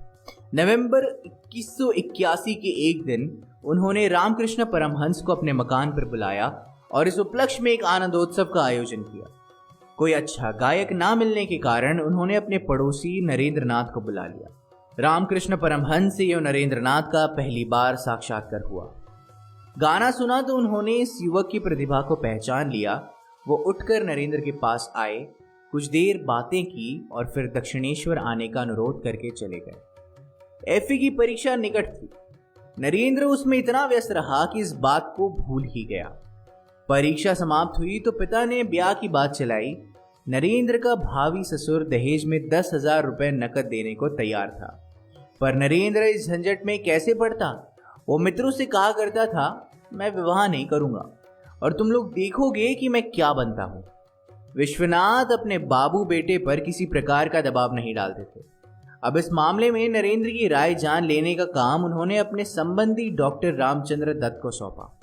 जब यह प्रसंग छिड़ा तो नरेंद्र ने साफ कह दिया कि मैं ब्याह के बंधन में नहीं बंधूंगा, क्योंकि मैंने जीवन का जो उद्देश्य बना रखा है ब्याह उसमें बाधक बनेगा। उत्तर सुनकर डॉक्टर रामचंद्र ने कहा, यदि वास्तव में सत्य की प्राप्ति ही तुम्हारा मूल उद्देश्य है तो ब्रह्मा समाज आदि में भटकना व्यर्थ है। तुम दक्षिणेश्वर में श्री रामकृष्ण देव के पास जाओ। नरेंद्र को सुरेंद्रनाथ के मकान पर हुई भेंट याद आई और वो 3-4 मित्रों के साथ दक्षिणेश्वर पहुंचा। रामकृष्ण चीर परिचित की तरह सहज भाव से मिले। नरेंद्र को अपने करीब चटाई पर बैठा लिया और गाना सुनाने को कहा। नरेंद्र ने ब्रह्मा समाज का मन चलो नीच निकेतन गीत गाया। फिर नरेंद्र के अपने अनुसार जब गाना समाप्त हुआ तो वो उसे हाथ पकड़कर एकांत में ले गए और भीतर से कमरा बंद करके बोले, अरे तू इतने दिन कहाँ रहा? मैं कब से तेरी बाट जो रहा हूँ। विषयी लोगों के साथ बात करते करते मेरा मुंह जल गया। आज तेरे समान सच्चे त्यागी के साथ बात करके मुझे शांति मिलेगी। ये कहते कहते उनकी आंखों में आंसू बह निकले। नरेंद्र हद बुद्धि सा उनकी ओर ताकता रहा। देखते ही देखते रामकृष्ण परमहंस ने हाथ जोड़कर नरेंद्र को सम्मान से संबोधित किया। मैं जानता हूं तू सप्तऋषि मंडल है, नर रूपी नारायण है, जीवों के कल्याण की कामना से तूने देह धारण की। नरेंद्र का कहना है कि उनके मुख से ऐसी बातें सुनकर मैं एकदम अवाक और स्तंभित रह गया। सोचा ये तो नीरा पागलपन है। मैं विश्वनाथ दत्त का पुत्र, मुझसे ये क्या कह रहे हैं? उन्होंने मेरा हाथ पकड़कर दोबारा कहा, मुझे वचन दे कि तू मुझसे मिलने फिर अकेला आएगा और शीघ्र। नरेंद्र ने इस अद्भुत स्थिति से छुटकारा पाने के लिए वचन तो दे दिया, पर मन में सोचा कि फिर यहां नहीं आऊंगा। वे बैठक में लौट आए। वहां दूसरों की मौजूदगी में जो बातें हुई उनमें पागलपन का लेश मात्र भी ना थी। रामकृष्ण ने नरेंद्र के जन्म के बारे में अपने शिष्यों को भाववेश में एक अद्भुत कथा सुनाई थी। वो कथा रोमाम रोला ने अपनी पुस्तक विवेकानंद में यो बयां की है। एक दिन समाधि में मैंने पाया कि मेरा मन प्रकाश के पथ पर ऊंचा उठ रहा है। तारा जगत को पार करके वो शीघ्र ही विचारों की सूक्ष्मतर जाति में प्रविष्ट हुआ तथा और ऊंचा उठने लगा। पथ के दोनों ओर मुझे देव देवताओं के सूक्ष्म शरीर दिख पड़ने लगे। उस मंडिल को भी पार करके मन वहां पहुंच गया जहां प्रकाश की एक मर्यादा रेखा सापेक्ष अस्तित्व को निरपेक्ष से पृथक कर रही थी। उस रेखा का भी उल्लंघन करके मन वहां पहुंच गया जहां स्वरूप कुछ भी नहीं अपने अपने आसान पर ही संतुष्ट थे। किंतु क्षण भर बाद ही मैंने 7 ऋषियों को समाधि लगाए बैठे देखा। मुझे ध्यान हुआ कि इन ऋषियों ने ज्ञान और पवित्रता में, त्याग और प्रेम में न केवल मानवों को वरन देवों को भी पीछे छोड़ दिया है। मैं मुग्ध भाव से उनकी महत्ता का चिंतन कर ही रहा था कि उस अरूप प्रकाश क्षेत्र के एक अंश ने घनीभूत होकर एक दिव्य शिशु का रूप ग्रहण कर लिया। वह शिशु एक ऋषि के समीप आकर उनके गले से लिपटकर मधुर स्वर से पुकारता हुआ समाधि से जगाने का प्रयत्न करने लगा। समाधि से जागकर ऋषि ने अपने अवर्दोन्मिलित नेत्र शिशु पर स्थित कर दिए। उनकी वात्सल्य भरी मुद्रा से स्पष्ट था कि शिशु उन्हें कितना प्रिय है। आनंद विभोर होकर शिशु ने कहा, मैं नीचे जा रहा हूं, आप भी मेरे साथ चले। ऋषि ने उत्तर नहीं दिया, पर उनकी वत्सल दृष्टि में स्वीकार का भाव था। शिशु की ओर देखते देखते वो फिर समाधिस्थ हो गए। मुझे ये देखकर आश्चर्य हुआ कि उनका एक अंश एक प्रकाश पुंज के रूप में धरती की ओर उतर रहा है। जब मैंने नरेंद्र को देखा तब देखते ही पहचान लिया कि ऋषि का रूप वही है। नरेंद्र घबराया और भय से चिल्ला उठा, अजी, आपने ये मेरी कैसी अवस्था कर डाली? मेरे तो माँ बाप हैं। अब वह अद्भुत पागल खिलखिलाकर हंस पड़ा और नरेंद्र का हाथ अपनी छाती पर रखकर बोला, अच्छा तो फिर अभी रहने दे। इसके बाद रामकृष्ण परमहंस फिर सामान्य स्थिति में आ गए। उन्होंने नरेंद्र को पहले ही दिन की तरह प्रेम पूर्वक खिलाया पिलाया, विभिन्न विषयों पर बातचीत की, प्यार और हास परिहास किया और शाम को जब नरेंद्र ने विदा चाही तो उन्होंने अप्रसन्न होकर कहा, बोल, फिर शीघ्र ही आएगा तू। लिखा है, लाचार होकर पहले दिन की तरह वचन देकर ही लौटना पड़ा। नरेंद्र ने विस्मय की सीमा न थी। वो लौटते समय मन ही मन सोचने लगा कि आखिर ये पहेली क्या है। इस पहेली को तो समझना ही होगा। नरेंद्र की इस समय की मनस्थिति को स्वामी शारदानंद ने अपने ग्रंथ श्री रामकृष्ण लीला प्रसंग में व्यक्त किया है कुछ इस तरह। मैं सोचने लगा कि इच्छा मात्र से ये पुरुष यदि मेरे जैसे प्रबल इच्छा शक्ति संपन्न चित्त को दृढ़ संस्कार युक्त गठन को इस तरह तोड़ फोड़ कर मिट्टी के लौंदे की तरह अपने भाव से ढाल सकते हैं तो इन्हें पागल ही कैसे समझूं। किंतु प्रथम दर्शन के दिन मुझे एकांत में ले जाकर इन्होंने जिस प्रकार संबोधित करते हुए बातें की थी उससे इन्हें पागल के अतिरिक्त और क्या मान सकता हूं। बुद्धि का उन्मेष होने अनंतर खोज तथा तर्क युक्ति की सहायता से प्रत्येक वस्तु तथा व्यक्ति के संबंध में एक मतामत स्थिर किए बिना मैं कभी निश्चित नहीं हो सका। इसी स्वभाव में आज एक प्रचंड आज्ञात प्राप्त हुआ है। इससे संकल्प था, उदय हुआ जैसे भी हो सके इस अद्भुत पुरुष के स्वभाव और शक्ति की बात अवश्य ही समझनी होगी। दरअसल ये अद्भुत पुरुष ही वह जीता जागता आदर्श था नरेंद्र जिसे खोजता हुआ दक्षिणेश्वर पहुंचा था। लेकिन इस दृढ़ संस्कार युक्त युवक ने इस अद्भुत पुरुष को तब तक गुरु के रूप में धारण नहीं किया जब तक उनके स्वभाव और शक्ति को भली प्रकार समझ न लिया। अब देखना यह है कि इस अद्भुत पुरुष का स्वभाव और शक्ति क्या थी। नरेंद्र ने उसे कैसे पहचाना और इस अद्भुत पुरुष ने नरेंद्र को विवेकानंद बनाने में क्या भूमिका निभाई। ये न सिर्फ हमारा बल्कि भारतीय दर्शन के इतिहास का आवश्यक रोचक विषय है। गुरु और शिष्य, रामकृष्ण और विवेकानंद व्यक्ति नहीं, युग पुरुष है। हमारे राष्ट्रीय विचार के विकास क्रम की ऐसी ऐतिहासिक कड़ियां हैं जिन्हें समझे बिना उस पहेली को सुलझाना मुमकिन नहीं, जिसे तथाकथित अध्यात्मवादियों ने बुरी तरह उलझा दिया है और तथाकथित वामपंथियों ने जिसकी निरंतर अवहेलना तथा उपेक्षा की है। चैप्टर 3, द्वंद्व। सत्य तो केवल उन्हीं को प्राप्त होता है जो निर्भय होकर बिना दुकानदारी किए उसके मंदिर में जाकर केवल उसी के हेतु उसकी पूजा करते हैं। विवेकानंद। रामकृष्ण परमहंस एक सच्चे मनीषी थे। वो अपने मनन और भिन्न भिन्न समाधियों द्वारा इस निष्कर्ष पर पहुंचे थे कि एक ही सत्ता एक साथ एक भी है और अनेक भी है। और फिर घोषणा की थी कि हिंदू, मुसलमान, ईसाई तथा वैष्णव आदि संप्रदायों का धर्म के नाम पर आपस में लड़ना व्यर्थ है।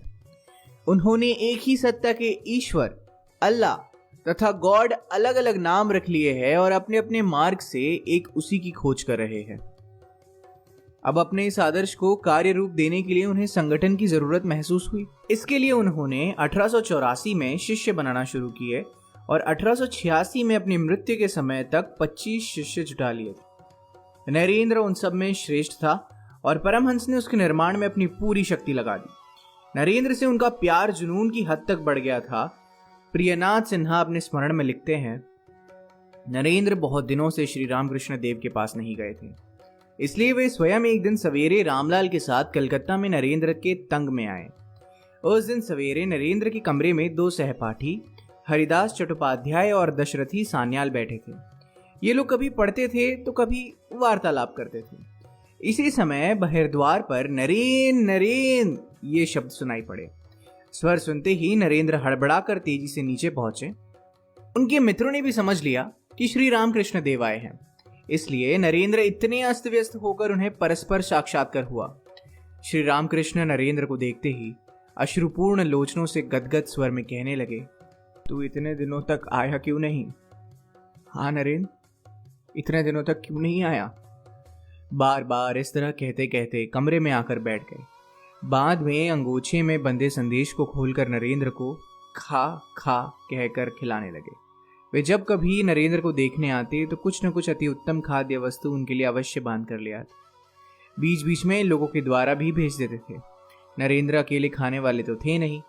उनमें से कुछ संदेश लेकर पहले अपने मित्रों के पास गए और उन्हें दिए, फिर स्वयं खाया। श्री रामकृष्ण इसके बाद बोले, अरे तेरा गाना तो बहुत दिनों से नहीं सुना, जरा गाना तो गा।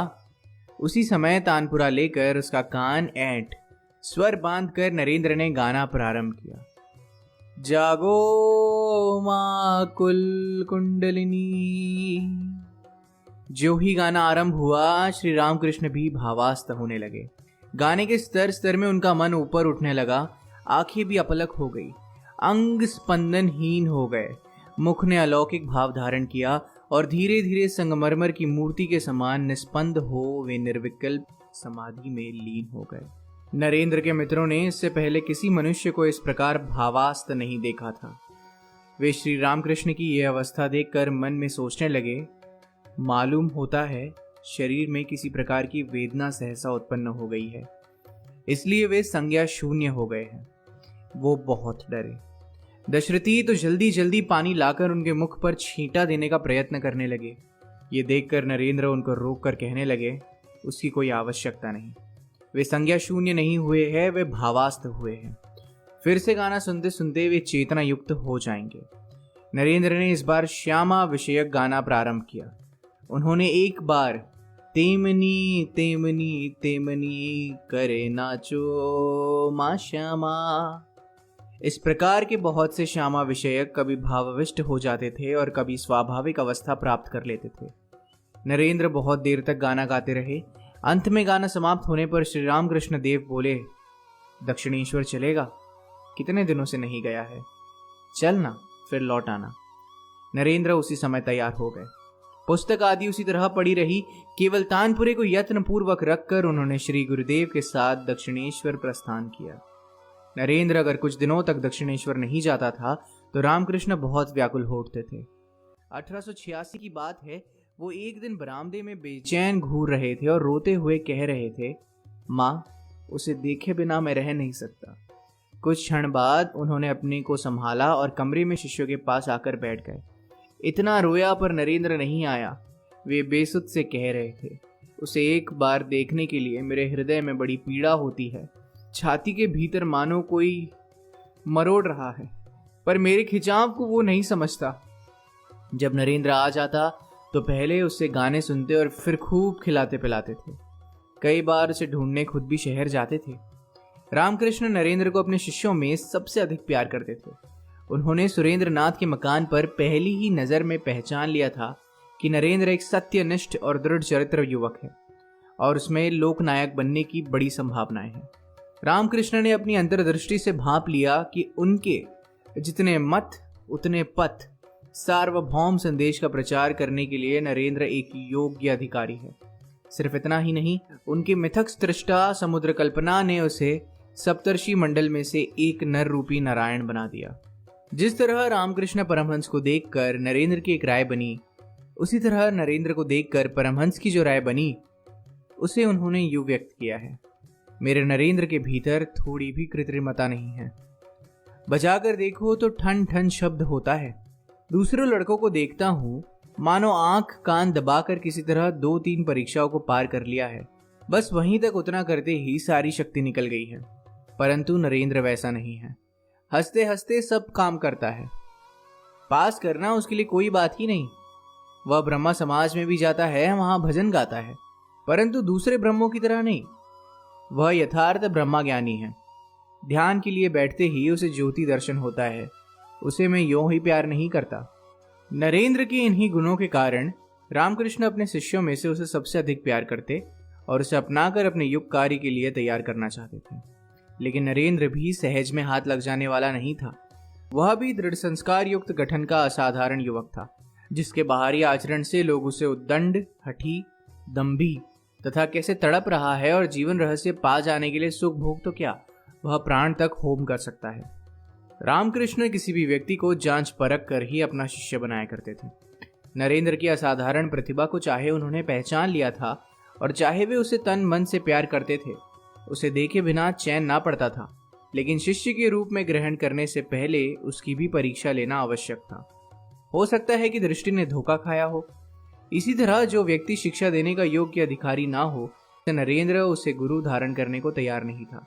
इसलिए उसने भी रामकृष्ण के स्वभाव और शक्ति की परीक्षा लेना आवश्यक समझा। यूं कहिए कि एक अद्भुत पुरुष और एक असाधारण युवक अपने अपने कक्षपथ में घूमने वाले नक्षत्रों की तरह सहसा एक दूसरे से आ टकराए और उन दोनों में गुरु शिष्य का संबंध होने से पहले वे एक दूसरे की परीक्षा लेते, एक दूसरे को समझते परखते रहे। नरेंद्र दक्षिणेश्वर आने से पहले ब्रह्मा समाज का सदस्य था और उसके प्रतिज्ञा पत्र निराकार अद्वितीय ईश्वर रखकर केवल उसी की उपासना करूंगा पर हस्ताक्षर भी किए थे। अब रामकृष्ण ने उसे अष्टावक्र संहिता आदि ग्रंथ पढ़ने को दिए, लेकिन इनमें व्यक्त मान्यताएं नरेंद्र के पूर्व संस्कारों तथा मान्यताओं के विपरीत थी। इसलिए वह झुंझला उठा, मैं ये पुस्तकें नहीं पढ़ूंगा। मनुष्य को ईश्वर कहना, इससे बड़ा पाप और क्या होगा। ग्रंथकर्ता ऋषि मुनियों का मस्तिष्क अवश्य ही विकृत हो गया था, नहीं तो ऐसी बातें वे कैसे लिख पाते। रामकृष्ण मृदु मुस्कान होठों पर लाकर शांत भाव से उत्तर देते, तो इस समय उनकी बातें ना लेना चाहे तो ना ले, पर ऋषि मुनियों की निंदा क्यों करता है। तू सत्य स्वरूप भगवान को पुकारता चल, उसके बाद वे जिस रूप में तेरे सामने प्रकट होंगे उसी पर विश्वास कर लेना। राखाल चंद घोष नरेंद्र के साथ ही ब्रह्मा समाज का सदस्य बना था। अब नरेंद्र से कुछ दिन पहले ही वो दक्षिणेश्वर आने जाने लगा था। एक दिन नरेंद्र ने देखा कि वो रामकृष्ण के पीछे पीछे मंदिर में जाकर देव मूर्तियों को प्रणाम कर रहा है। नरेंद्र का पारा चढ़ गया। उसने राखाल पर प्रतिज्ञा भंग करने का दोष लगाया और उसे मिथ्याचारी कहा। राखाल ने अप्रतिभ होकर गर्दन झुका ली, उससे कहते ना बन पड़ा। लेकिन रामकृष्ण ने उसका पक्ष लेकर नरेंद्र से कहा, उसको यदि अब साकार में भक्ति हो तो वो क्या करेगा। तुम्हें अच्छा ना लगे तो तुम ना करो, पर इस प्रकार दूसरों का भाव नष्ट करने का तुम्हें कौन अधिकार देता है। रामकृष्ण अपने विचार किसी पर थोपते नहीं थे और अगर कोई दूसरा किसी पर थोपे तो वे उसका विरोध करते थे। अपने शिष्यों के प्रति रामकृष्ण के व्यवहार के बारे में रोमाम रोला लिखते हैं, उस समय तक भारतवर्ष में गुरु का उसके शिष्य माता पिता से भी बढ़कर आदर करते थे, परंतु रामकृष्ण ऐसा कुछ ना चाहते थे। वे अपने आप को अपने शिष्यों के समान समझते थे। वे उनके साथ ही उनके भाई थे। वे घनिष्ठ मित्र के रूप में उनसे बातें करते थे और किसी प्रकार के बड़प्पन का भाव प्रदर्शित नहीं करते थे।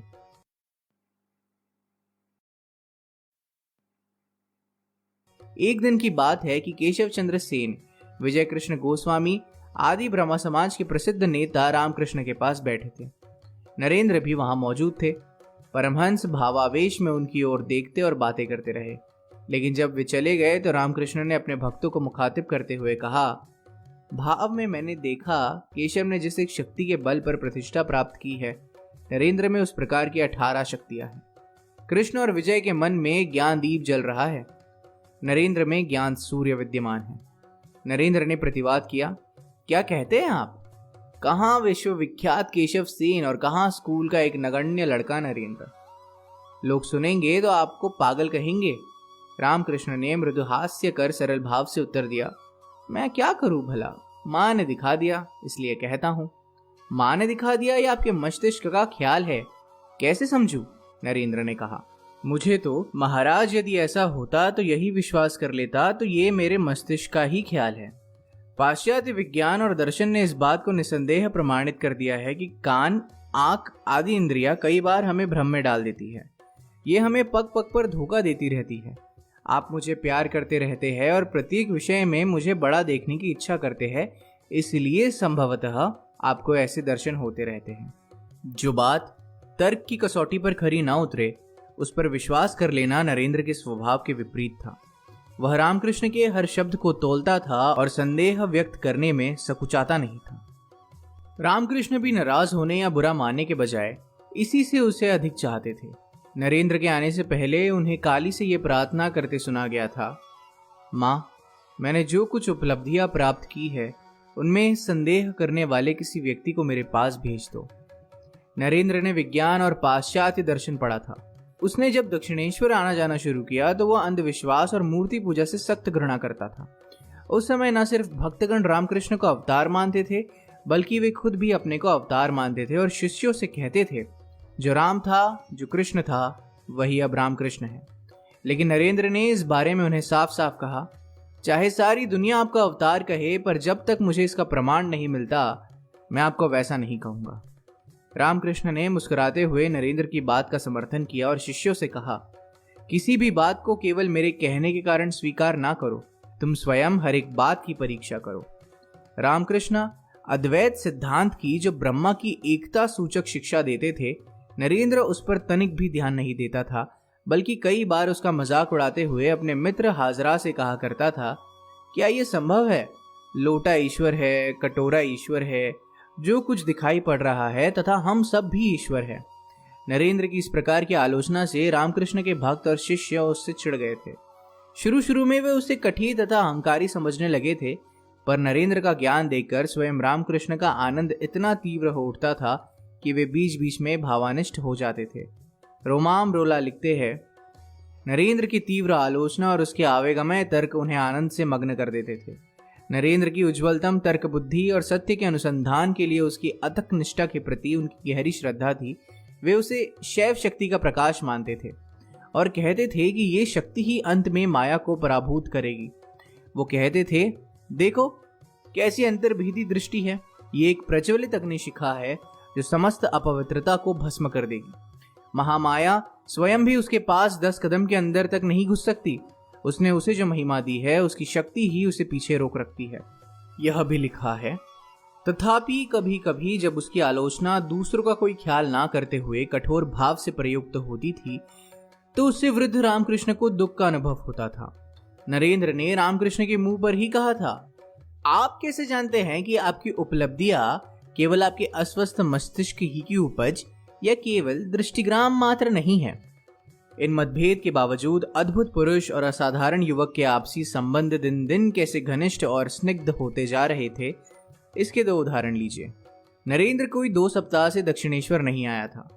रामकृष्ण उसे देखने के लिए व्याकुल हो उठे। कलकत्ता जाकर देखने का निश्चय किया। इतवार का दिन था। सोचा कि नरेंद्र शायद घर पर ना मिले, पर शाम को साधारण ब्रह्मा समाज की उपासना में भजन गाने अवश्य जाएगा। अतएव रामकृष्ण शाम को ब्रह्मा समाज के उपासना भवन में उसे खोजने गए। जब वे वहां पहुंचे उस समय आचार्य वेदी से व्याख्यान दे रहा था। वे अपने सीधे स्वभाव से वेदी की ओर बढ़ चले। उपस्थित सज्जनों में से कईयों ने उन्हें पहचान लिया। खुसर पुसर शुरू हुई और लोग उचक उचक कर उन्हें देखने लगे। रामकृष्ण वेदी के निकट पहुंचकर सहसा भावविष्ट हो गए। उन्हें इस अवस्था में देखने की उत्सुकता और भी बढ़ी। उपासना गृह में गड़बड़ी मचते देख संचालकों ने गैस की बत्तियां बुझा दी। अंधेरा हो जाने के कारण जनता में मंदिर से निकलने के लिए हड़बड़ी मच गई। नरेंद्र को रामकृष्ण के वहां आने का कारण समझने में देर नहीं लगी। उसने आकर उन्हें संभाला। जब समाधि भंग हुई तो वह मंदिर के पिछले दरवाजे से किसी तरह उन्हें बाहर लाया और गाड़ी में बैठाकर दक्षिणेश्वर पहुंचाया। ब्रह्मों ने रामकृष्ण के प्रति तनिक भी शिष्टाचार नहीं दिखाया, बल्कि उनका आचरण अभद्रता और उपेक्षा का था। नरेंद्र के मन पर इससे चोट लगी और उसने इसके बाद ब्रह्मा समाज में जाना छोड़ दिया। रामकृष्ण ने नरेंद्र की परीक्षा लेने के लिए एक बार ऐसा भाव अपनाया कि उसके दक्षिणेश्वर आने पर वे उसकी ओर कुछ भी ध्यान नहीं देते थे, न उसका गाना सुनते और न उससे बातें करते। नरेंद्र ने भी इसकी कोई परवाह नहीं की। वह आता और शिष्यों से हंस बोल कर लौट जाता। प्रताप चंद हाजरा से उसकी खास तौर पर पड़ती थी। वह कभी कभी उसके साथ बातचीत और बहस में 3-4 घंटे बिता देता। जब इस प्रकार जाते जाते लगभग 1 महीना बीत गया, एक दिन हाजरा से बात करने के बाद वो कुछ देर के लिए रामकृष्ण के पास भी जा बैठा। जब नरेंद्र उठकर जाने लगा तब वे बोले, जब मैं तुझसे बात नहीं करता तो फिर किस लिए यहाँ आता है? नरेंद्र ने चट उत्तर दिया, आपको चाहता हूं, इसलिए देखने आता हूं, बात सुनने के लिए नहीं। उसका ये उत्तर सुनकर रामकृष्ण भावानंद से गदगद हो उठे। अपने पर रामकृष्ण का इतना स्नेह देखकर एक दिन नरेंद्र ने उनसे मजाक में कहा, पुराण में लिखा है राजा भरत दिन रात अपने पालित हिरण की बात सोचते सोचते मरने के बाद हिरण हुए थे। आप मेरे लिए जितना करते हैं उससे आपकी भी वही दशा होगी। शिशु के समान सरल रामकृष्ण चिंतित होकर बोले, ठीक ही तो कहता है, तो फिर क्या होगा? मैं तो तुझे देखे बिना रह नहीं सकता। संदेह का उदय होते ही रामकृष्ण चटकाली मंदिर में मां के पास गए और कुछ क्षणों के बाद हंसते हुए लौट आए। बोले, अरे मूर्ख, मैं तेरी बात नहीं मानूंगा। मां ने कहा, तू उस नरेंद्र को साक्षात नारायण मानता है, इसलिए प्यार करता है। जिस दिन उसके भीतर नारायण नहीं दिखेगा उस दिन तुझे उसका मुंह देखने की भी इच्छा नहीं होगी। 1881 से 1884 तक 3 वर्ष ऐसे ही चलते रहे। जब नरेंद्र ने दक्षिणेश्वर आना जाना शुरू किया तो उसे FA की परीक्षा देनी थी। तब तक वह मिल आदि पाश्चात्य न्यायिकों के मतवाद का अध्ययन बराबर जारी रखा। BA पास करते करते उसने देकार्त का अहमवाद, ह्यूम और बेंथेन की नास्तिकता, अज्ञेयवाद और आदर्श चिद्वस्तुवाद, डार्विन का विकासवाद, काम्टे और स्पेंसर का अज्ञेयवाद और आदर्श समाज की अभिव्यक्ति के संबंध में बहुत कुछ पढ़ लिया था। उन दिनों जर्मन दार्शनिकों की बड़ी चर्चा थी, इसलिए नरेंद्र ने कैंट, फिक्टे, हेगेशॉप ने हावर के मतवादों से भी परिचय प्राप्त किया था।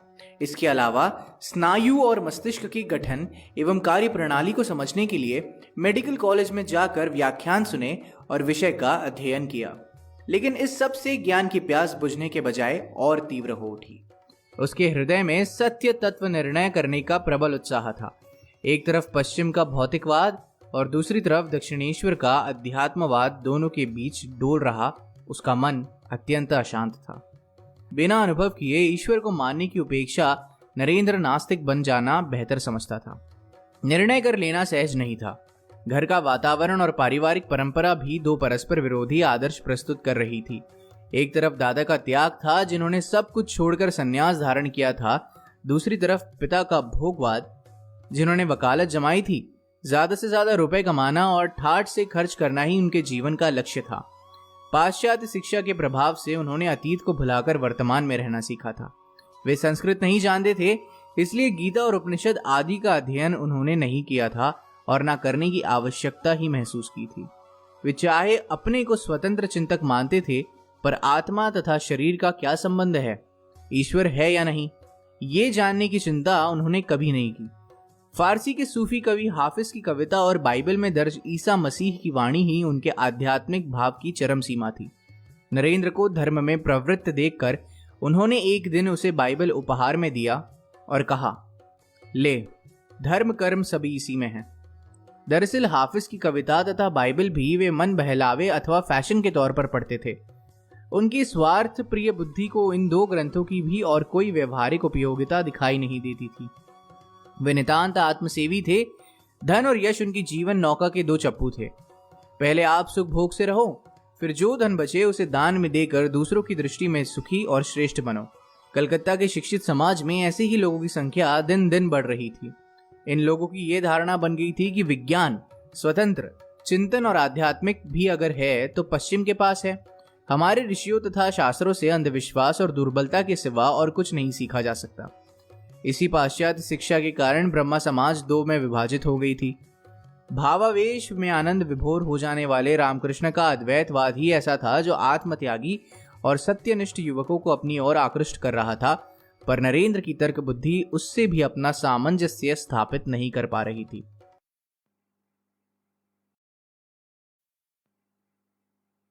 नरेंद्र ने 18 बरस की आयु में दक्षिणेश्वर जाना शुरू किया था।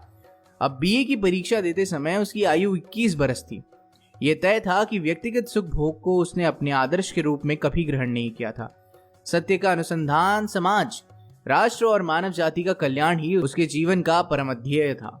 अपने आप को इस ध्येय के अनुरूप बनाने के लिए जिस तरह सोना कुठाली में पिघलाया जाता है, नरेंद्र ने अपने मस्तिष्क को ज्ञान की कुठाली में पिघला डाला था। लेकिन इस चमकते मचलते तरल पदार्थ को कुठाली से निकालकर ठोस रूप देने वाला आदर्श पुरुष उसे अभी नहीं मिला था, और ये अधिकार उसने अभी रामकृष्ण को भी नहीं दिया था। इन दिनों वह पाश्चात्य दार्शनिक हैमिल्टन से अधिक प्रभावित था। हैमिल्टन ने अपने दर्शन ग्रंथ के उपसंहार में लिखा है, संसार का नियामक ईश्वर है। इस सत्य सिद्धांत का आभास पाकर मनुष्य की बुद्धि निरस्त हो जाती है। ईश्वर का स्वरूप क्या है, यह प्रकट करने की शक्ति उसमें नहीं है। अतः दर्शन शास्त्र की वही इतिश्री है, और जहां दर्शन की समाप्ति है वही आध्यात्मिकता का प्रारंभ है। दक्षिणेश्वर में वो रामकृष्ण के शिष्यों से इसकी चर्चा खूब करता था। देखा जाए तो वह जाने अनजाने में इस माध्यम से भी अद्वैतवादी सिद्धांत के निकट पहुंच गया था। अब थोड़ा ही फासला तय करना बाकी रह गया था। ऐसी मनस्थिति में कई बार जीवन घटनाएं भी निर्णायक भूमिका अदा करती हैं। बीए पास करने से पहले ही विश्वनाथ ने बेटे को प्रसिद्ध अटॉर्नी निमाई चरण बसु के पास जाकर कानून की शिक्षा पाने का आदेश दिया, ताकि वह भी पिता की तरह सफल वकील बने। फिर वे ये भी चाहते थे कि नरेंद्र रामकृष्ण के चक्कर से निकले और विवाह करके गृहस्थ बने। उसके स्वतंत्र स्वभाव को जानते हुए विश्वनाथ ने इस संबंध में सीधे बात करना उचित नहीं समझा और नरेंद्र को ढर्रे पर लाने का काम उसके एक प्रिय सहपाठी मित्र को सौंपा। एक दिन नरेंद्र तंग में बैठा परीक्षा की तैयारी के लिए पाठ्य पुस्तक पढ़ रहा था। उसका ये सहपाठी मित्र आया और गंभीर मुद्रा धारण करके कहने लगा, नरेंद्र, साध संग, धर्म, अर्चना आदि पागलपन छोड़, ऐसा काम कर जिससे सांसारिक सुख सुविधा प्राप्त हो। तथाकथित अनुभवी व्यक्तियों से ऐसी बातें सुनते सुनते नरेंद्र के कान पक चुके थे। अब एक प्रिय मित्र के मुंह से भी वही उपदेश सुनकर वह स्तब्ध रह गया। कुछ क्षण मौन और स्थिर बैठा रहा और फिर बोला, सुन, मेरा विचार तुझसे एकदम भिन्न है। मैं सन्यास को मानव जीवन का सर्वोच्च आदर्श मानता हूँ। परिवर्तनशील अनित्य संसार के सुख की कामना में इधर उधर दौड़ने की अपेक्षा उस अपरिवर्तनशील सत्यम शिवम सुंदरम के लिए प्राणपण से प्रयास करना कहीं श्रेष्ठ है। परम मित्र तो उसे समझाने का कर्तव्य अपने ऊपर ओढ़ कर आया था। वह उत्तेजित होकर बोला, देखो नरेंद्र, तुम्हारी जितनी बुद्धि और प्रतिभा है उसे तुम जीवन में कितनी उन्नति कर सकते हो। दक्षिणेश्वर के रामकृष्ण ने तुम्हारी बुद्धि बिगाड़ दी है। कुशल चाहते हो तो उस पागल का संग छोड़ दो, नहीं तो तुम्हारा सर्वनाश हो जाएगा। नरेंद्र पुस्तक छोड़कर कमरे में टहलने लगा। मित्र अपनी बात कहता रहा और उसने रामकृष्ण के बारे में कई प्रश्न पूछे। नरेंद्र रुका और शांत भाव से बोला, भाई, उस महापुरुष को तुम नहीं समझते। वास्तव में मैं भी उन्हें पूरी तरह नहीं समझ पाया। फिर भी उनमें कुछ ऐसी बात तो है कि मैं उन्हें चाहता हूं। कई युवक सदस्य ब्रह्मा समाज को छोड़कर रामकृष्ण के शिष्य बन गए थे। जब विजय गोस्वामी ने भी धर्म परिवर्तन करके साधारण समाज से संबंध विच्छेद किया तो ब्राह्मा नेता शिवनाथ ब्राह्मा को रामकृष्ण के पास जाने से रोकने लगे। उन्हें मालूम था कि नरेंद्र भी दक्षिणेश्वर जाता है, इसलिए एक दिन उसे वहां जाने से मना करते हुए कहा, वह सब समाधि भाव जो कुछ तुम देखते हो स्नायु की दुर्बलता की ही चिन्ह है। अत्यधिक शारीरिक कठोरता का अभ्यास करने के कारण परमहंस का मस्तिष्क बिगड़ गया है। नरेंद्र ने शिवनाथ बाबू की बात का कोई उत्तर नहीं दिया। वह उठकर वहां से चला गया। उसके मस्तिष्क में आंधी चल रही थी और नाना प्रकार के प्रश्न उठ रहे थे। ये सरल हृदय महापुरुष क्या है? क्या वे सचमुच विकृत मस्तिष्क है? मुझ जैसे तुच्छ व्यक्ति से वे इतना प्यार किस लिए करते हैं? ये रहस्य क्या है? ब्रह्मा समाज के अधिकांश नेताओं से नरेंद्र का परिचय था। वह उनके पांडित्य से प्रभावित था, लेकिन उनमें से किसी के प्रति भी नरेंद्र के मन में इतनी श्रद्धा नहीं थी जितनी रामकृष्ण के प्रति थी। अब उन सबके चेहरे एक एक करके उसकी आंखों के सामने घूमने लगे। उसने अपने आप से पूछा कि इतने दिन ब्रह्मा समाज में उपासना प्रार्थना करके भी उसका हृदय शांत क्यों नहीं हुआ? क्या इनमें से किसी को भी ईश्वर प्राप्ति नहीं हुई है? सत्येंद्र नाथ मजूमदार अपनी पुस्तक विवेकानंद चरित में लिखते हैं, एक दिन ईश्वर प्राप्ति के लिए तीव्र व्याकुलता लेकर नरेंद्र घर से निकल पड़े। महर्षि देवेंद्र नाथ उस समय गंगा जी पर एक नौका में रहा करते थे। नरेंद्र गंगा किनारे पहुंचकर जल्दी से नौका पर चढ़ाए। उनके जोर से धक्का देने पर दरवाजा खुल गया। महर्षि उस समय ध्यान मग्न थे। एकाएक शब्द सुनकर चौंक उठे। देखा, सामने उन्मत्त की तरह ताकते हुए नरेंद्र नाथ खड़े हैं। महर्षि को थोड़ी देर के लिए भी सोच विचार या प्रश्न करने का अवसर ना दे वे आवेगरुद्ध कंठ से बोल उठे, महाशय, क्या आपने ईश्वर के दर्शन किए हैं? विस्मयचकित महर्षि ने ना जाने क्या उत्तर देने के लिए 2 बार चेष्टा की, परंतु शब्द मुख में ही रह गया। अंत में बोले, नरेंद्र, तुम्हारी आंखें देखकर समझ रहा हूं कि तुम योगी हो। उन्होंने नरेंद्र को कई तरह के आश्वासन देकर कहा कि वे यदि नियमित रूप से ध्यान का अभ्यास करें तो ब्रह्मा ज्ञान के अधिकारी बन सकेंगे। नरेंद्र प्रश्न का कोई ठीक उत्तर ना पाकर घर लौट आया। घर लौटकर नरेंद्र ने दर्शन शास्त्र और धर्म संबंधी पुस्तकों को दूर फेंक दिया। यदि वे ईश्वर प्राप्ति में उन्हें सहायता ना दे सकी तो व्यर्थ में उनके पाठ से क्या लाभ। रात भर जागकर नरेंद्र कितनी ही बातें सोचने लगा। एकाएक उन्हें दक्षिणेश्वर के उस अद्भुत प्रेमिक की बात स्मरण हो आई। सारी रात असहनीय उत्कंठा में बिताकर नरेंद्र भोर होते ही दक्षिणेश्वर की ओर दौड़ पड़े। गुरुदेव के श्री चरण कमलों के पास पहुंचकर उन्होंने देखा सदानंद में महापुरुष भक्तों में घिरे हुए अमृत मधुर उपदेश प्रदान कर रहे हैं। नरेंद्र के हृदय में मानो समुद्र मंथन आरंभ हुआ। यदि वे भी नहीं कह दे तो फिर क्या होगा? वे फिर किसके पास जाएंगे? अंततः प्रकृति के साथ बहुत देर तक संग्राम करने के बाद अंत में जिस प्रश्न को वो एक अनेक धर्माचार्यों से पूछ चुके थे, पर आज तक कोई भी जिस प्रश्न का संतोषजनक उत्तर देने में समर्थ ना हुआ था, उसी प्रश्न को दोहराकर उन्होंने कहा, महाराज, क्या आपने ईश्वर के दर्शन किए हैं? मृदुहास्य से महापुरुष का प्रशांत मुखमंडल अपूर्व शांति और पुण्य की आभा से उद्भासित हो उठा। उन्होंने तनिक भी सोच विचार ना करते हुए उत्तर दिया, बेटा, मैंने ईश्वर के दर्शन किए हैं। तुम्हें जिस प्रकार प्रत्यक्ष देख रहा हूं, इससे भी कहीं अधिक स्पष्ट रूप से उन्हें देखा है। नरेंद्र का विस्मय 100 गुना बढ़ाते हुए उन्होंने फिर कहा, क्या तुम भी देखना चाहते हो? यदि तुम मेरे कहे अनुसार काम करो तो तुम्हें भी दिखा सकता हूं ईश्वर। इस वाणी में विश्वास का बल था। नरेंद्र ने रामकृष्ण परमहंस को मन से गुरु धारण किया, अपनी स्वाभिमान स्वतंत्रता उन्हें सौंप दी और उनके बताए अनुसार साधना आरंभ की। थोड़े ही दिन बाद उसके पिता हृदय रोग से अचानक चल बसे। नरेंद्र के लिए यह भयंकर अज्ञात था। सारे परिवार पर मुसीबत का पहाड़ टूटा। विश्वनाथ ने धन बहुत कमाया था, पर जितना कमाते थे उससे कहीं अधिक खर्च करते थे। उनकी मरते ही कर्ज ख्वाहों ने आ घेरा। कर्ज चुकाना तो दूर रहा, 6-7 व्यक्तियों के लिए अन्न जुटाना समस्या बन गई। कहाँ रईस ठाठ थे और कहाँ अब फांकों की नौबत आ गई।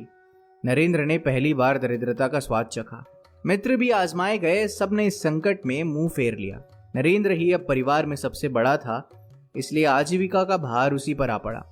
इसके लिए जो दौड़ धूप करनी पड़ी और इन दिनों उसकी जो मानसिक दशा थी, उसका नरेंद्र ने स्वयं विस्तार पूर्वक वर्णन किया है। उसका कुछ अंश रोमाम रोला ने इस प्रकार उद्धृत किया है। मैं भूख से मरा जा रहा था। नंगे पैर में एक दफ्तर से दूसरे दफ्तर तक दौड़ता, परंतु सब तरफ से घृणा के अतिरिक्त और कुछ न मिलता। मैंने मनुष्य की सहानुभूति का अनुभव प्राप्त किया। जीवन की वास्तविकताओं के साथ ये मेरा प्रथम संपर्क था। मैंने देखा कि इस जगह दुर्बल, गरीब और परित्यक्तों के लिए कोई स्थान नहीं है। वे व्यक्ति जो कुछ ही दिन पूर्व मेरी सहायता करने में गर्व अनुभव करते थे, उन्होंने सहायता करने की शक्ति के विद्यमान रहने पर भी अपने मुख फेर लिए। यह संसार मुझे शैतान की सृष्टि दिखाई देने लगा। एक दिन जल्दी दोपहरी में जब मैं मुश्किल से अपने पैरों पर खड़ा हो सकता था, मैं एक स्मारक की छाया में बैठ गया। वहां पर मेरे कई मित्र भी थे और उसमें से एक मित्र भगवान की अपार करुणा का गान करने लगा। यह गाना मुझे अपने सिर पर जानबूझकर किया गया प्रहार जान पड़ा। अपनी माता और भाइयों की असहाय अवस्था याद कर मैं चिल्ला उठा, यह गाना बंद करो। जो लोग अमीरों के घरों में पैदा हुए हैं और जिनके माता पिता भूख से नहीं मर रहे हैं, उनके कानों में यह गान सुधार वर्षण कर सकता है। हाँ, एक समय था जब मैं भी इसी प्रकार सोचा करता था, परंतु अब जब मैं जीवन के निष्ठुरताओं के सम्मुख खड़ा हूं, ये गाना मेरे कानों में एक भयानक उपहास के समान चोट करता है। मेरे मित्र को इससे चोट पहुंची। उसे मेरी भयानक आपत्ति का कोई ज्ञान न था। अनेक बार जब मैं देखता था कि घर में खाने का पर्याप्त भोजन भी नहीं है, मैं अपनी माँ से यह बहाना करके कि मुझे एक दोस्त ने निमंत्रित किया है, भूखा रह जाता था।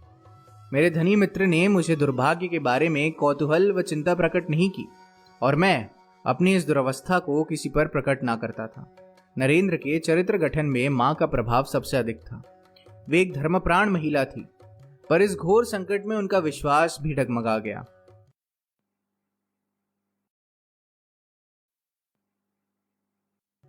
एक दिन सुबह जब नरेंद्र बिस्तर पर बैठा प्रार्थना कर रहा था, मां ने चिढ़कर कहा, चुप कर रे छोकरे, बचपन से ही भगवान भगवान केवल भगवान, भगवान ही ने तो यह सब किया है। मां की यह बात नरेंद्र को खौंच गई। वह सोचने लगा, क्या भगवान सचमुच है? अगर है तो मैं जितनी प्रार्थनाएं करता हूं वो सुनता क्यों नहीं? शिव के संसार में इतना अशिव क्यों है? उसे ईश्वर चंद्र विद्यासागर के शब्द स्मरण हुआ है, यदि भगवान दयामय और मंगलमय है तो अकाल में लाखों आदमी बिना अन्न क्यों मर जाते हैं? उसके मन में ईश्वर के विरुद्ध प्रचंड विद्रोह की भावना उत्पन्न हुई और वो सोचने लगा, ईश्वर यदि है भी तो उसे पुकारना व्यर्थ है, क्योंकि इससे कुछ लाभ नहीं होता। अब नरेंद्र ठहरा निडर और निर्भीक। मनोगत भावनाओं को छिपाए रखना उसके स्वभाव के विपरीत था। अपनी इस ईश्वर विरोधी भावना को उसने लोगों के सामने युक्ति द्वारा प्रमाणित और सिद्ध करना शुरू किया। परिणाम यह हुआ कि नरेंद्र की न सिर्फ नास्तिक के रूप में निंदा फैली, बल्कि बात को बढ़ा चढ़ाकर कहा जाने लगा कि दुष्ट लोगों की संगत में पड़कर वह शराबी और दुराचारी बन गया है। इस बेईमानी से नरेंद्र और हट पकड़ लिया और वह लोगों के सामने सगर्व कहने लगा कि अगर कोई अपना दुख कष्ट कुछ समय तक भूल जाने के लिए शराब पीता है या वैश्या के पास जाता है तो मैं इसमें कुछ भी दोष नहीं समझता। अगर वैसे ही उपायों से मैं भी अपना दुख भूल सकूं, जिस दिन ये बात मेरी समझ में आ जाएगी, मैं भी ऐसे काम करने से पीछे नहीं हटूंगा। उसकी ये बातें विविध प्रकार से विकृत होकर दक्षिणेश्वर में परमहंस के शिष्य और कलकत्ता में उनके भक्तों तक पहुंची। लिखा है, कोई कोई मेरी स्थिति जानने के लिए मुझसे भेंट करने आए और जो निंदा फैली है वह पूर्णतः सही ना होने पर भी उसमें से कुछ अंशों पर उनका विश्वास है, इस बात को वे इशारे से व्यक्त कर गए। मुझे वे लोग इतना हीन समझते हैं, ये जानकर दंड पाने के भय से ईश्वर पर विश्वास करना दुर्बलता का लक्षण है। मैं ह्यूम, बेन, मिल, काम्टे आदि पाश्चात्य दार्शनिकों के मतों का उद्धृत करने लगा और ईश्वर के अस्तित्व का कोई प्रमाण नहीं है यह दिखाने के लिए उनके साथ प्रचंड युक्ति तर्कों की अवतारणा करने लग जाता था। यह जानकर कि वे लोग इस बात पर विश्वास करके चले गए कि मैं पतित हो गया हूँ, मुझे प्रसन्नता ही हुई और सोचा कि ठाकुर भी उनके मुख से सुनकर इस पर विश्वास कर लेंगे। पर ऐसी चिंता मन में उठने से मैं फिर हताश हो गया। निश्चय किया, वे जो चाहे माने, मनुष्यों के मतों को मूल्य ही जब तुच्छ है तो उससे मेरी क्या हानि है। परंतु बाद में सुनकर मैं स्तंभित हो गया कि ठाकुर ने उन बातों को सुनकर पहले कुछ नहीं कहा। बाद में भवनाथ ने रोते हुए जब उनसे कहा, महाराज, नरेंद्र की ऐसी गति होगी ये तो स्वप्न में भी संभव नहीं था, तो उस समय ठाकुर ने उत्तेजित होकर कहा था, चुप रह मूर्ख, माँ ने कहा है कि वह कभी वैसा नहीं हो सकता। यदि फिर कभी ऐसी बात मुझसे कही तो मैं तेरा मुंह नहीं देखूंगा। नरेंद्र को दूसरों की निंदा प्रशंसा की कोई परवाह नहीं थी। गर्मी के बाद बरसात आई और चली गई, पर सब तरफ भटकते रहने के बावजूद भी उसे कोई काम न मिला। आखिर उसने सोचा कि साधारण मनुष्य की तरह धनोपार्जन के लिए उसका जन्म नहीं हुआ है, उसे अपने दादा की तरह संन्यास धारण करना होगा। जाने का दिन भी निश्चित हो गया, पर उसी दिन परमहंस पड़ोस के एक मकान में आए।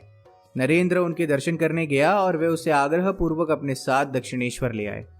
दक्षिणेश्वर पहुंचकर मैं दूसरों के साथ कमरे में बैठा था।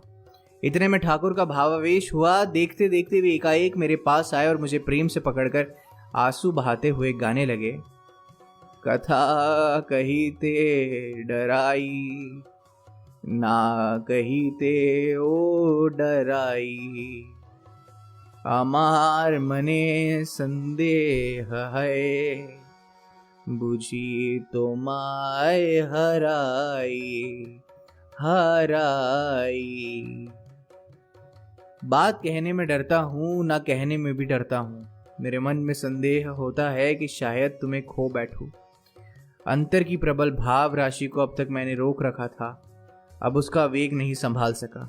ठाकुर की तरह मेरे भी नेत्रों से आंसुओं की धाराएं बह चली। हमारे इस प्रकार के आचरण से दूसरे लोग आवाक रह गए। प्रकृतस्थ होने पर उन्होंने हंसते हुए कहा, हम दोनों में वैसा ही कुछ हो गया। बाद में सब लोगों के चले जाने पर मुझे पास बुलाकर उन्होंने कहा, जानता हूं तू माँ के काम के लिए संसार में आया है। संसार में तू कभी नहीं रहेगा, परंतु जब तक मैं हूं तब तक मेरे लिए रहे। इतना कहकर वे हृदय के आवेग से पुनः आंसू न रोक सके। नरेंद्र दक्षिणेश्वर से घर लौटा। फिर वही आजीविका की चिंता। एक अटॉर्नी के ऑफिस में कुछ काम करके और कुछ पुस्तकों के अनुवाद से थोड़ा पैसा मिलने लगा, लेकिन इतने बड़े परिवार के लिए यह काफी न था। सोच सोच कर नरेंद्र दक्षिणेश्वर पहुंचा और हठपूर्वक ठाकुर से कहा, माँ, भाइयों का कष्ट दूर करने के लिए आपको माँ जगदम्बा से प्रार्थना करनी होगी। रामकृष्ण ने सस्नेह उत्तर दिया, अरे मैंने तो कितनी ही बार कहा है, माँ नरेंद्र का दुख कष्ट दूर कर दो। तू माँ को नहीं मानता इसलिए माँ नहीं सुनती। अच्छा, आज मंगलवार है, मैं कहता हूँ आज रात को काली मंदिर में जाकर माँ को प्रणाम करके तू जो कुछ मांगेगा वही माँ तुझे देगी। मेरी माँ चिन्मय ब्रह्मा शक्ति है। उन्होंने अपनी इस इच्छा से संसार का प्रसव किया है, वे चाहे तो क्या नहीं कर सकती। परमहंस के आग्रह से नरेंद्र एक बार नहीं, 2 बार 3 बार मंदिर में गया, पर वह एक बार भी स्वार्थ पूर्ति की प्रार्थना नहीं कर पाया। लिखा है, मंदिर में प्रवेश करते ही लज्जा ने हृदय को व्याप्त कर लिया। मैंने सोचा, ये कैसी तुच्छ बात है। मैं जगत जननी को कहने आया, ठाकुर कहते हैं राजा की प्रसन्नता प्राप्त करके उनसे कह दूं कोहणा मांगना। ये भी वैसी मूर्खता की बात है। मेरी भी वैसी हीन बुद्धि हुई है। लज्जा से प्रणाम करते हुए मैंने फिर कहा, मैं और कुछ नहीं मांगता माँ, केवल ज्ञान और भक्ति दो। आगे की बात परमहंस के एक भक्त तारापद घोष के मुख से सुनिए। आज दोपहर को दक्षिणेश्वर जाकर मैंने देखा श्री रामकृष्ण देव अकेले कमरे में बैठे हैं और नरेंद्र बाहर एक और पड़ा सो रहा है। पास जाकर प्रणाम करते ही उन्होंने नरेंद्र को दिखाकर कहा, देख ये लड़का बड़ा अच्छा है, इसका नाम नरेंद्र है। पहले माँ को नहीं मानता था, कल मान गया है। कष्ट में है, इस कारण माँ से पैसा रुपया मांगने के लिए कह दिया था, परंतु मांग नहीं सका। कहाँ लज्जा आती है। मंदिर से लौटकर मुझसे कहा, माँ का गाना सिखा दीजिए। माँ अमृतव ही तारा, ये गाना सिखा दिया। कल रात भर वही गाना गाया, पड़ा सो रहा है। प्रसन्नता से हंसते हुए उन्होंने कहा, नरेंद्र ने काली को मान लिया, बहुत अच्छा हुआ ना। उन्हें इस बात से बालक के समान आनंदित होते देख मैंने कहा, हाँ महाराज, बहुत अच्छा हुआ।